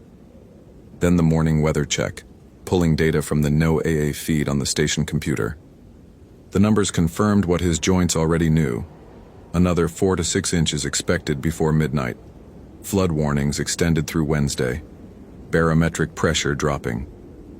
The swamp was gorging itself on water, the Congaree River spilling over its banks into the bottomland forest, turning trails into creeks and creeks into rivers. He dressed in his rain gear and stepped onto the station porch, coffee steaming in one hand, radio in the other. The world beyond the clearing was a wall of gray-green, the ancient bald cypresses rising from water that had no business being there. Spanish moss hung from every branch like the beards of drowned men, dripping, swaying in the warm wind that carried the smell of rot and growing things, of life and death intertwined in the way only a swamp can manage. Somewhere in the canopy, a barred owl called its distinctive "Who cooks for you all," the sound muffled by the rain, but unmistakable. Andrew had heard that call 10,000 times. It was the voice of Congaree itself. The morning radio check with the Columbia Dispatch came through clear despite the weather. Unit 14, this is dispatch. Status check over. Dispatch, Unit 14, all quiet at Harry Hampton. Water's up another 8 inches since yesterday. Boardwalks partially submerged at the low points. I'm posting closure signs on the Weston Lake Loop and Kingsnake Trail this morning. Over. Copy that, Unit 14. Be advised we have an overdue hiker reported. Natalie Vance, age 28, entered the park Thursday afternoon for a day hike. Vehicle still in the lot as of last night's patrol. Over. Andrew set down his coffee. Thursday afternoon. 3 days ago. 3 days in the swamp with the water rising. Copy dispatch. Description and last known location? White female, 5'6", brown hair. Signed in for the Oak Ridge Trail. Emergency contact reported her overdue Saturday evening. Over. Understood. I'll start at Oak Ridge and work outward. Requesting backup if available. Over. Negative on backup, Unit 14. All personnel committed to flood response in the eastern sectors. You're solo until further notice. Check in every 2 hours. Over. Copy. Unit 14 out. Andrew finished his coffee without tasting it. 3 days. In summer, with the heat and humidity, dehydration could kill in 24 hours if someone wasn't careful. With the flooding, the dangers multiplied. Cottonmouths driven from their dens, currents strong enough to sweep a person off their feet, sinkholes hidden beneath the murky water. And that was assuming she'd simply gotten lost. He gathered his search kit with the efficiency of long practice. GPS unit, topographic maps sealed in waterproof cases, first aid supplies, emergency blanket, water purification tablets, extra batteries, flares. He checked his radio twice, tested the emergency beacon, and headed for the parking area where the missing woman's car would be waiting. The lot was nearly empty. The park had been effectively closed since the storm arrived, with only the most determined visitors attempting the flooded trails. The Honda Civic sat alone near the trailhead, its windshield plastered with wet leaves. 3 days of rain pooled on its roof. Andrew circled the vehicle slowly. The doors were locked. Through the driver's window, he could see a day pack on the passenger seat, a water bottle in the cup holder, a folded map that she apparently hadn't taken with her. On the dashboard, a parking permit dated August 16th. He tried the Oak Ridge trailhead first, following the boardwalk as far as he could before the water swallowed it entirely. The flood had risen nearly 2 feet above the wooden planks, turning the trail into a black river that reflected the gray sky and fragments between the cypress knees. Andrew waded in carefully, testing each step, feeling for the submerged boards beneath his boots. The water was warm as blood, thick with tannins that stained everything they touched. He called her name into the dripping silence. "Natalie Vance, National Park Service, can you hear me?" The swamp absorbed his voice and offered nothing in return. Natalie had known, by the second day, that she was being followed. It had started small, a feeling at the back of her neck, a prickle of awareness that made her turn and find nothing but trees and water, and the endless green twilight of the forest. She'd told herself it was paranoia, the natural unease of being alone in an unfamiliar place. She was an experienced hiker. She'd done the Appalachian Trail in sections, spent weeks in the Smokies, camped alone in places far more remote than a park 20 miles from Columbia. She didn't scare easily. But by Friday morning, after spending the night huddled on a fallen log that kept her just above the rising water, Natalie had started to understand that something was wrong in a way that couldn't be rationalized. The wrongness was in the sounds, or rather, the absence of them. The swamp should have been alive with noise: frogs, insects, birds, the splash of fish and the rustle of small animals in the undergrowth. But whenever the feeling came, whenever she felt those eyes on her back, everything went quiet. Not gradually, the way animals fall silent when a predator passes. This was instantaneous. One moment the chorus was there, and the next it was gone, replaced by a silence so complete it seemed to have texture, weight, presence. The first time she saw it, she'd almost convinced herself it was another hiker. She'd been trying to find her way back to the main trail, following what she thought was the boardwalk's route beneath the floodwater, when she spotted movement between the trees, a figure maybe 50 yards away standing in water up to its thighs. Human-shaped, wearing what looked like dark clothing. Natalie had called out, relief flooding through her. Another person meant rescue, meant help, meant she wasn't alone anymore. The figure hadn't answered. It had simply stood there, watching her, and even at that distance, Natalie could feel the weight of its attention like a physical pressure against her skin. "Hello? I'm lost. Can you help me?" The figure tilted its head. The motion was wrong. Too far. Too slow. Like a dog hearing a strange sound, but more extreme. The neck bending at an angle that made Natalie's stomach clench with sudden, primal revulsion. She'd backed away. Slowly at first, then faster. Not quite running, but moving as quickly as the water would allow. When she'd looked back, the figure was gone. That was Friday. By Saturday, she'd seen it 3 more times. Always at a distance. Always watching. Always disappearing when she looked away and looked back. And each time she'd noticed details that shouldn't have been possible. The figure seemed taller now than it had the first time. Its proportions had changed. Arms too long, shoulders too broad. The silhouette subtly wrong in ways she couldn't articulate. And the last time, just before sunset, she could have sworn she'd seen its eyes. They had reflected the dying light. Yellow, bright as lanterns in the deepening gloom.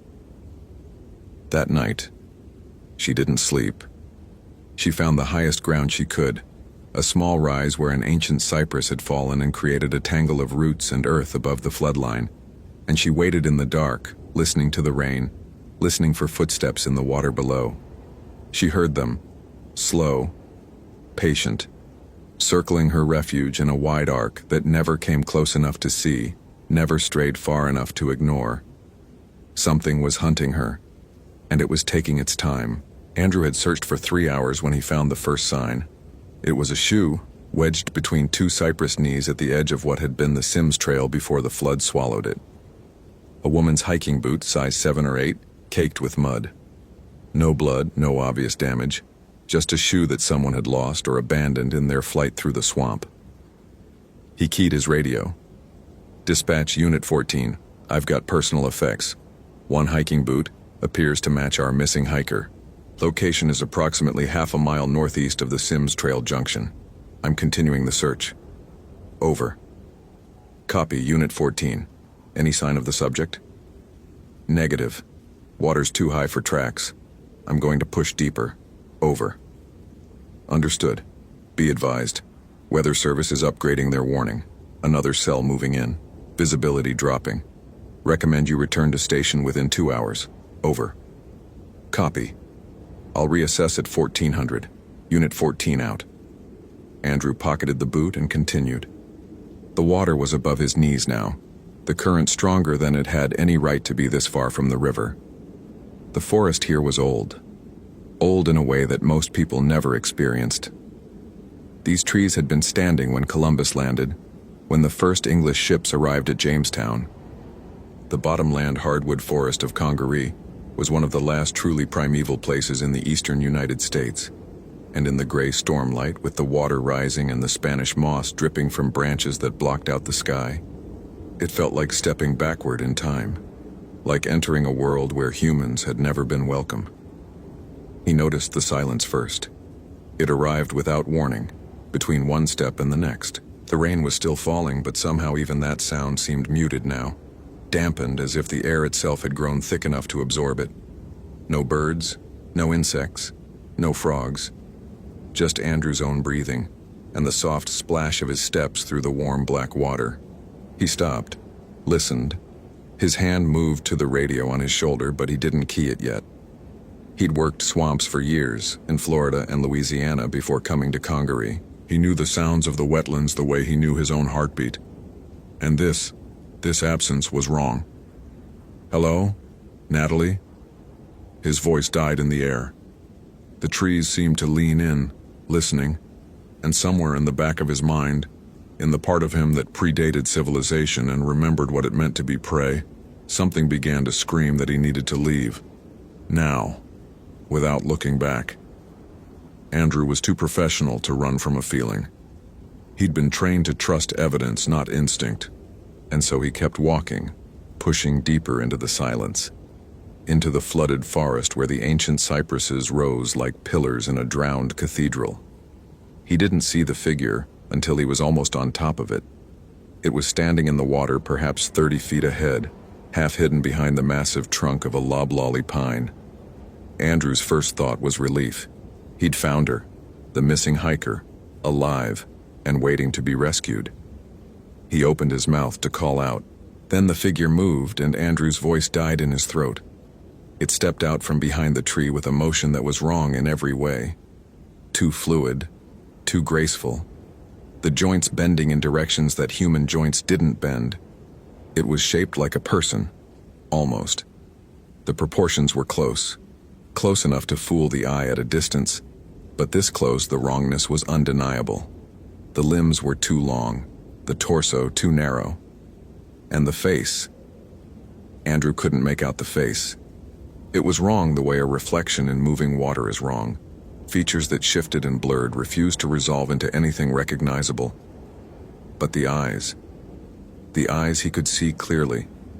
They caught what little light filtered through the canopy and threw it back, yellow and bright, the eyes of something that hunted in the dark. His radio crackled to life. The sound was so unexpected in the silence that Andrew jumped, his hand flying to his chest. "NIT 14 copy." The voice was fragmented, broken by interference that shouldn't have existed this close to the station, but it was enough to break the spell. Andrew backed away slowly, his eyes fixed on the thing standing in the water, watching him with those impossible yellow eyes. "Unit 14 to dispatch, I have a situation. There's someone." His words caught. What could he say? What possible report could explain what he was seeing? "I need backup. My location is 1.2 miles northeast of Sims Junction. I'm returning to the station." Over. Static. Then, through the crackle, a voice that wasn't dispatch. A woman's voice. Natalie Vance's voice, maybe, if Natalie Vance had somehow learned to speak through the radio without a transmitter. "Andrew, come find me. I'm right here. I've been waiting." The thing in the water smiled. The expression was wrong. Too wide, too many teeth. A grotesque parody of human expression stretched across a face that had never been human. And it took a step toward him. Andrew ran. Natalie heard him coming. She'd been on her perch in the fallen cypress for nearly 24 hours, watching the water below, watching for the thing that circled and waited and never quite attacked. She was dehydrated, exhausted, her thoughts growing fuzzy at the edges, but she heard the splashing, the crash of someone moving fast through the swamp, and she felt hope kindle in her chest for the first time since Thursday. "Here!" she screamed, her voice cracked and raw. "I'm up here. Please." The splashing stopped. Silence fell, that horrible pregnant silence that had become the signature of the thing hunting her. Natalie held her breath, peering down through the tangle of roots and branches, trying to see who, or what, was below. A man emerged from between the trees, uniformed, a park ranger. He was looking around wildly, his radio clutched in one hand, his face pale with what Natalie recognized immediately as fear. Real fear, the kind she'd been living with for 3 days. "Up here," she called again. "I'm in the tree." He looked up, their eyes met, and in that moment, Natalie felt something she hadn't felt since the nightmare began. The possibility of survival. Then she saw movement behind him, a shape rising from the water, and she understood with a clarity that crushed the hope as quickly as it had bloomed, that the thing had been waiting for exactly this moment. It had let her survive. It had let her call out. Because it wanted the ranger to come, because it wanted them both. "Behind you!" she screamed. "Oh God, it's right behind you." The ranger spun. Natalie saw his face change, saw the color drain from it as he registered what was standing there, less than 10 feet away now, its shape finally resolving into something that couldn't be denied. It was tall, 8 feet, maybe more, its body gaunt and wrong, covered in something that might have been fur or might have been hanging moss or might have been something else entirely. Its arms ended in hands with too many joints, fingers that curved like hooks. And its face. Its face was almost human now, features that shifted and changed like smoke, cycling through expressions, smiling, snarling, weeping, as if trying to remember what faces were supposed to do. "Run," the ranger said. His voice was steady, impossibly steady. "When I move, you run. Don't look back. I can't the water. You can. Go toward the sun, east. You'll hit the boardwalk. Don't stop until you reach the parking lot." The thing lunged. Andrew didn't remember drawing his service weapon. One moment his hands were empty. The next the pistol was in his grip, barking 3 times in rapid succession. The shots struck the creature. He saw them impact, saw the dark spray where the bullets hit, but it didn't slow, didn't fall, didn't even flinch. He fired twice more. The creature's hand caught him across the chest and he was airborne, spinning, crashing into the flooded water with enough force to drive the breath from his lungs. His radio was gone. His weapon was gone. There was nothing but warm black water filling his mouth and the desperate need to surface, to breathe, to live. He found his feet somehow, broke the surface gasping. The creature was standing where he'd been, watching him, those yellow eyes bright with something that might have been amusement. It wasn't attacking, it was waiting. Above, in the tangle of the fallen cypress, he saw the woman, Natalie, scrambling down, splashing into the water, running, east, toward the boardwalk, toward safety. The creature watched her go, and then slowly, deliberately, it turned back to Andrew. Its mouth opened. When it spoke, the voice was his voice, his own words, played back to him from some impossible recording. "Unit 14 to dispatch. I have a situation." Andrew backed away. His feet found nothing but water and soft mud. "There's something." The creature took a step forward. "There's someone." Another step. Andrew's back struck the trunk of a cypress. Nowhere to go. "I need backup." The creature stopped close enough now that Andrew could smell it. Swamp rot and something older. Something that belonged in unmarked graves and forgotten places. Its face cycled through expressions, settling finally on something like curiosity. It reached out one long, jointed hand and touched Andrew's face almost gently. The fingers cold as the water, cold as the dead. Then it leaned close. Its mouth opened beside his ear, and it whispered, in a voice that was not his voice, not Natalie's voice, not any voice he had ever heard. "I'll see you again." It was gone. Between one heartbeat and the next, simply gone, as if it had never been there at all. Andrew stood alone in the flooded swamp, shaking, bleeding from a gash across his chest he didn't remember receiving, alive for reasons he would never understand. He found his way back to the station by instinct. Natalie Vance was already there, wrapped in a shock blanket, a deputy's cruiser waiting to take her to the hospital. She met Andrew's eyes as he emerged from the tree line. And in that look they shared something that would bind them forever. The knowledge of what lived in the swamp. What had always lived there. What would continue to live there long after they were both gone.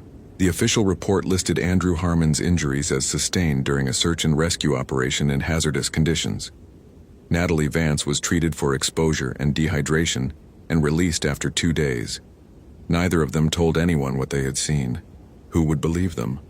What words could possibly describe the thing in the water? Andrew transferred to a desk position in Columbia the following spring. He told his supervisors it was burnout, the stress of too many years in remote postings. He told himself it was a reasonable career decision, a chance to be closer to family, to civilization.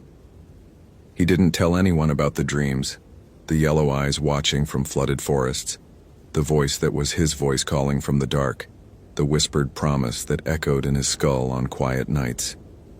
I'll see you again. Congaree National Park remains open year-round. The boardwalk loops through the ancient forest, elevated above the swamp, safe and maintained and populated with tourists who come to see the massive trees and the unique ecosystem. Rangers patrol the trails. Search and rescue responds to the occasional lost hiker. Life goes on. But the old-timers in the low country tell stories. They speak of something that has lived in these bottomlands since before the first Europeans arrived, since before the first humans crossed the land bridge from Asia, a thing that watches, a thing that waits, a thing that wears the faces of those it hunts. The Gullah people call it by different names. The Cajun trappers who worked these swamps in centuries past had their own word. Rougarou, the shapeshifter, the stalker in the bayou, the thing that walks in the water. Andrew Harmon knows it doesn't matter what you call it.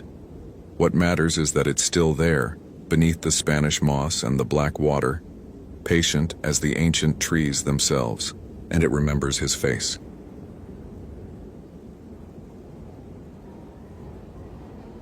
Location: Wind Cave National Park, South Dakota. Date: September 27, 2014. The cave exhaled. Ryan Calloway felt it before he heard it, a pressure change against his eardrums, subtle as a held breath released, as the massive underground system cycled air through its 150 miles of mapped passages. Wind Cave was a living thing, the Lakota had always said. The hole that breathes, standing at the natural entrance watching the morning mist drift up from the darkness below. Ryan understood why they'd considered it sacred, why they'd warned their children never to enter alone, why some of their stories spoke of passages that led not to other chambers but to other places entirely. 18 hours ago, 4 experienced spelunkers had descended into the fairgrounds section for a permitted exploration of unmapped passages. Their check-in time had come and gone, then their emergency window, then the long, terrible hours of silence. Ryan adjusted the straps of his rescue harness, running through his equipment check with the mechanical precision of 15 years' experience. Helmet-mounted LED, functional backup chemical lights secured, vertical gear, rope, ascenders, descenders, all inspected. Communication system, hardwired line running back to surface command, radio for short-range coordination within the team. First aid kit, emergency blanket, water, energy gel. The tools that kept people alive in places where human beings were never meant to go. His team assembled behind him. 4 rescue specialists from the National Cave Rescue Commission, plus 2 park rangers who knew Wind Cave's mapped sections better than anyone alive. 6 people to find 4. The math was simple. The cave, Ryan knew, did not care about math. Comms check, he said into his helmet mic. One by one, his team confirmed. The hardline to surface crackled with dispatch's voice. Surface reads you clear, Rescue 1. Be advised, barometric pressure has dropped 6 millibars in the last hour. Cave breathing is active. Watch for wind shifts in narrow passages. Copy, Surface. Beginning descent. Next check-in at the Fairgrounds Junction. Estimated 45 minutes. They entered the darkness. Wind Cave was not like other caves. There were no grand chambers here, no cathedral ceilings or underground lakes. Instead, the cave was a maze, an endless, branching network of passages that ranged from walking height to crawl spaces, barely wide enough for a human body. The rock was boxwork, a honeycomb of calcite fins that caught headlamp light and scattered it into 1,000 fragmented reflections. Beautiful in its way. But the beauty masked the danger. Every passage looked like every other passage, every junction identical, every turn a potential wrong turn into the unmapped darkness. Ryan led the team down the main tourist route, past the familiar formations, the crossroads, the post office, the Methodist church. These were the safe zones, the mapped and measured corridors that thousands of visitors walked each year. But the missing spelunkers hadn't stayed in the safe zones. Their permit had been for the fairgrounds, a restricted section where the passages grew tighter and the air grew thinner, and the boxwork gave way to something older, rawer, less touched by human presence. The temperature held steady at 54 degrees. It was always 54 degrees in Wind Cave, summer or winter, day or night. The darkness was absolute whenever Ryan switched off his headlamp. Not the darkness of a room with the lights out, but a darkness so complete that the human eye invented phantom lights, desperate patterns, anything to fill the void where sight should be. He'd trained in total darkness. He'd led rescues in total darkness. But he never got used to it. No one did. 40 minutes in, they reached the fairgrounds junction. Surface Rescue 1. We're at the fairgrounds. No sign of the party yet. Proceeding into restricted section. Copy Rescue 1. Be advised we've received no emergency beacon activation. Either their equipment failed or they can't reach it. Understood. The fairgrounds began with a belly crawl, 30 feet of passage barely 18 inches high, requiring each rescuer to remove their pack and push it ahead of them while squirming forward on elbows and knees. Ryan went first, his headlamp illuminating a tunnel of limestone that seemed to press closer with every inch. The rock scraped against his helmet, his shoulders, the small of his back. He could hear his own breathing amplified by the confined space, each exhale bouncing off the walls and returning to him like a second voice. He emerged into a larger chamber, larger being relative, perhaps 12 feet across and 6 feet high, and waited for the team to follow. One by one, they squeezed through the crawl space, faces tight with controlled discomfort. This was the part that broke most people. The knowledge that tons of rock hung above your head, that the passage behind you was the only way out, that if something went wrong down here, rescue might take days. Everyone good? Nods, tight smiles. They continued. The fairgrounds was a labyrinth. Passages branched and rejoined and branched again, creating loops that could walk a person in circles for hours. The missing group had been heading for a section called the Devil's Backbone, a particularly tight squeeze that led to allegedly unmapped territory. Ryan checked his survey map, cross-referenced with GPS coordinates that became increasingly unreliable this far underground. And then he heard it. A knock, clear and distinct, echoing through the passage ahead.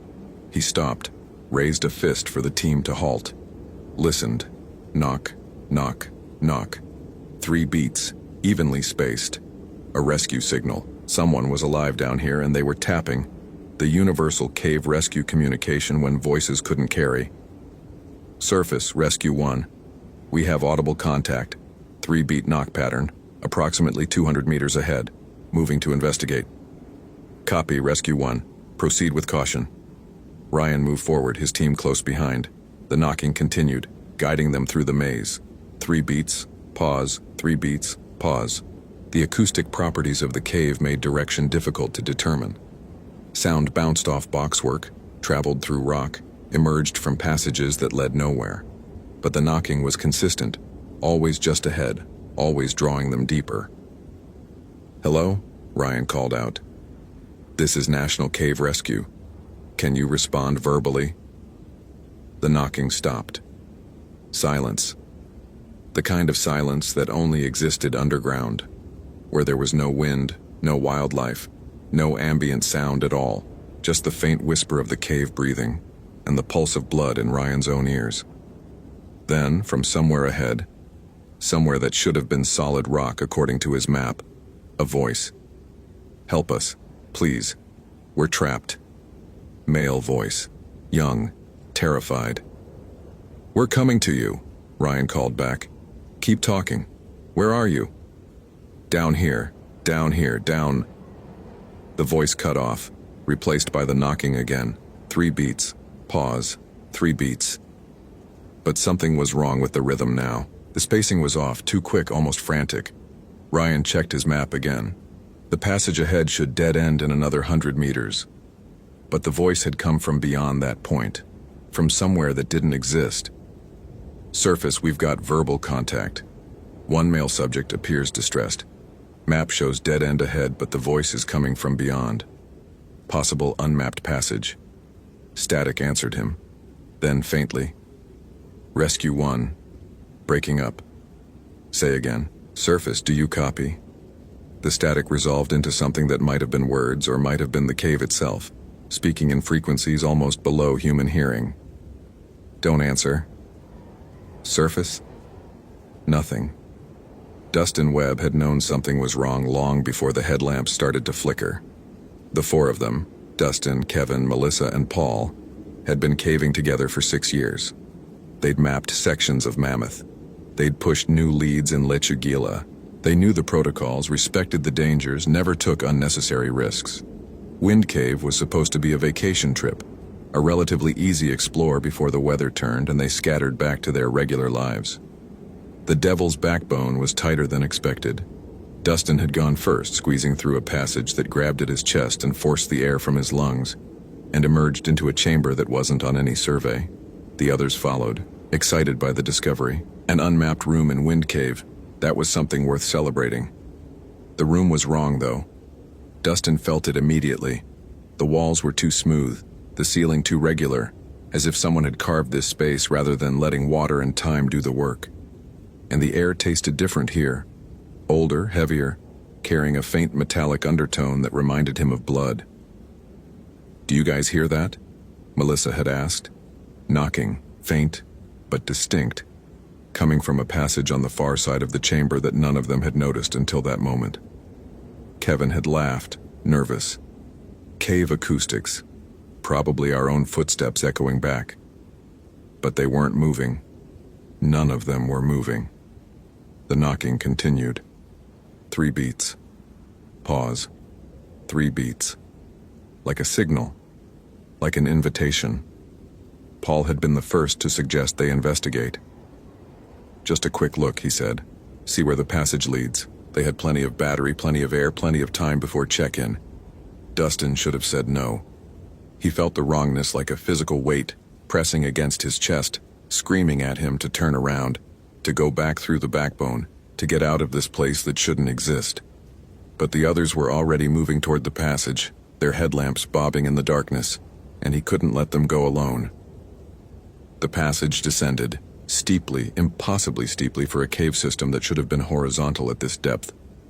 Dustin's survey instincts screamed. This wasn't natural. This wasn't right. Caves didn't work like this. But the walls were limestone. The boxwork was real. Everything looked like Wind Cave should look.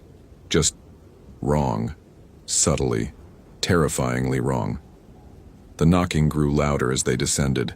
Melissa's headlamp flickered first, then Paul's, then Kevin's. One by one, the lights dimmed and died, leaving only Dustin's beam cutting through the absolute darkness.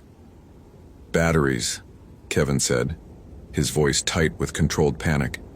Everyone switched to backups. They switched. The backups didn't work either. "That's impossible," Melissa whispered. "I charged these yesterday, they're all—" The knocking stopped.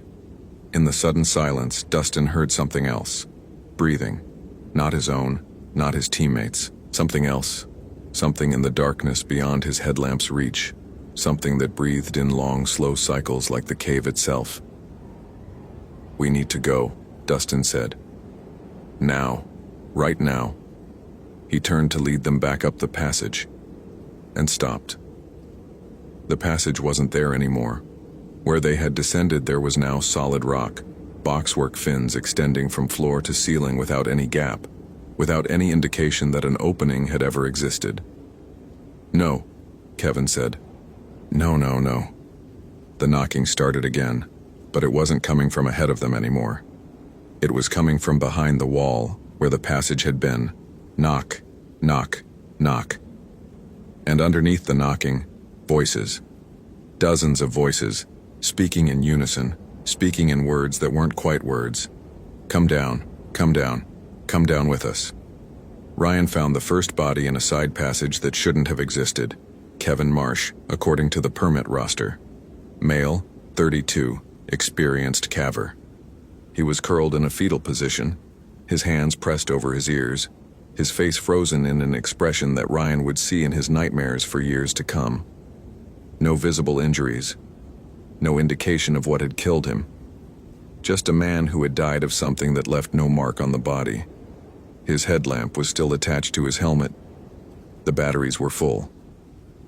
Surface, Rescue 1. We have a fatality.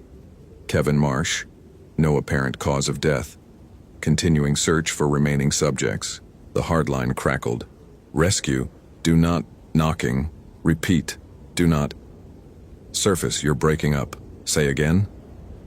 But the line had gone dead, truly dead this time, not even static remaining.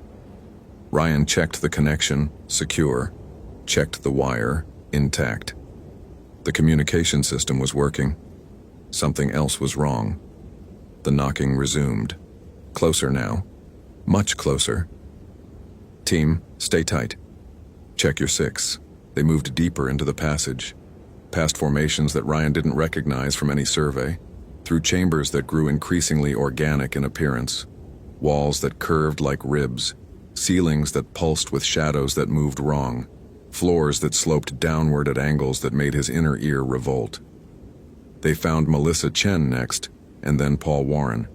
Same posture, same expression, same impossible, markless deaths. But Dustin Webb, the fourth member of the party, was not with them. Dustin Webb, Ryan called into the darkness. This is Cave Rescue, can you hear me? Knock, knock, knock. The sound came from directly ahead, from a chamber that opened suddenly out of the twisted passage. Ryan swept his headlamp across the space and found him. Dustin Webb sat in the center of the chamber, his back against a column of boxwork, his hands raised in front of him. He was alive. Ryan could see his chest moving, could hear his breathing in the silence. But something was wrong. His eyes were open but unfocused, staring at nothing, seeing something that existed only in his mind.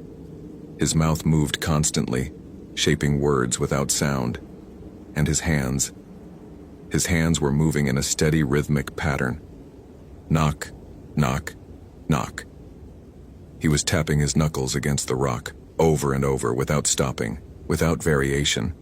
The sound that had guided them here, the sound that had led them deeper into the cave. Dustin, can you hear me?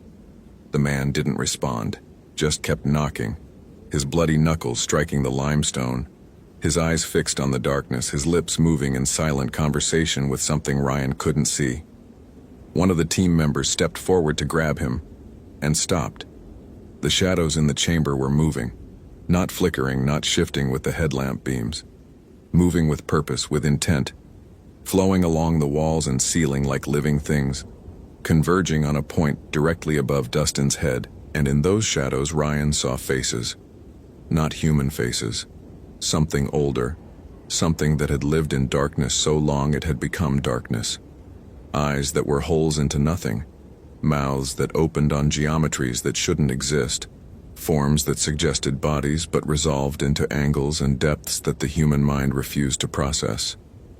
The shadows were full of faces, and the faces were watching. Out, Ryan whispered. Everyone out, now. We can't leave him. We're not leaving him. Martinez, get him up, everyone else move. Martinez grabbed Dustin under the arms and hauled him upright. The man didn't resist, didn't react at all, just kept knocking his bloody hands together, kept mouthing his silent words. The shadows above them churned and writhed, and from somewhere in the darkness came a sound that Ryan would never forget. Knocking, hundreds of knocks, thousands, coming from every direction at once, from the walls and the ceiling and the floor itself, from the rock all around them, from the very bones of the earth. They ran, dragged Dustin through passages that seemed to shift and change around them, fought through crawl spaces that grew tighter with each inch, followed Ryan's compass when the maps became useless. The knocking followed them, always behind, always getting closer, a tide of sound that threatened to drown them in rhythm. The belly crawl out of the fairgrounds was the longest 30 feet of Ryan's life. He pushed Dustin ahead of him, forcing the unresponsive man through the narrow passage, feeling the rock press against his back like hands trying to pull him down. The knocking was so loud now he could feel it in his teeth, in his bones, in the spaces between his thoughts, and then they were through. The tourist section, mapped territory, safe. The knocking stopped. Ryan looked back at the fairgrounds passage. For just a moment, a fraction of a second that would haunt him forever, he saw something in the darkness. A face that was not a face, watching him with eyes that were not eyes, smiling with a mouth that opened onto nothing at all. Then it was gone, and there was only the cave, breathing in and out, patient and eternal. Dustin Webb was airlifted to Rapid City Regional Hospital, where he was diagnosed with severe psychological trauma of unknown origin. He remained unresponsive for 6 days, his hands continuing to tap against whatever surface they touched. The bed rails, his own body, the air itself. When he finally spoke, his first words were, "They're still knocking. Can't you hear them?" The bodies of Kevin Marsh, Melissa Chen, and Paul Warren were recovered and examined. Cause of death for all three was listed as cardiac arrest, though none had any history of heart problems. The forensic pathologist noted in her report that all three subjects displayed expressions consistent with extreme terror, though she could not speculate as to what might have caused such a reaction in experienced cavers. The section of Wind Cave where the bodies were found was sealed permanently. The official reason cited structural instability. The true reason was never documented, though the park superintendent who authorized the closure resigned 2 months later and moved to Florida, where the only caves were underwater and full of light. Ryan Calloway submitted his incident report with clinical detachment. 4 subjects located. 3 deceased, 1 survivor. Rescue complicated by communication failure and difficult navigation. No explanation for deaths or survivors' condition. He did not mention the shadows. He did not mention the faces. He did not mention the moment in the fairgrounds passage when he'd looked back and seen something that could not exist looking back at him. He requested a transfer to surface operations. The request was granted. But sometimes, in the deep hours of the night, Ryan wakes to a sound he cannot identify. A rhythm, distant and faint, like knocking on stone. 3 beats. Pause. 3 beats. He tells himself it's the pipes in his apartment, the neighbors, the building settling. Normal sounds that the sleeping mind transforms into something else. He tells himself this, and he almost believes it.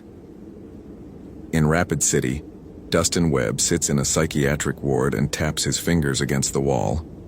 The doctors have tried sedation, restraints, behavioral therapy. Nothing stops the knocking.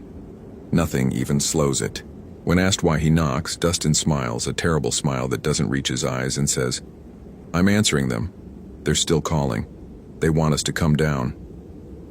He pauses, listens to something only he can hear, and adds, "They're so patient. They've been waiting so long. And the thing about caves is they go down forever, all the way down. There's no bottom. There's just more. More darkness, more depth, more of them." He resumes knocking. Knock, knock, knock. Somewhere beneath Wind Cave in passages that exist on no survey, the Tommy knockers wait. They have waited for centuries. They will wait for centuries more. Time means nothing in the dark. And they are always, always knocking back.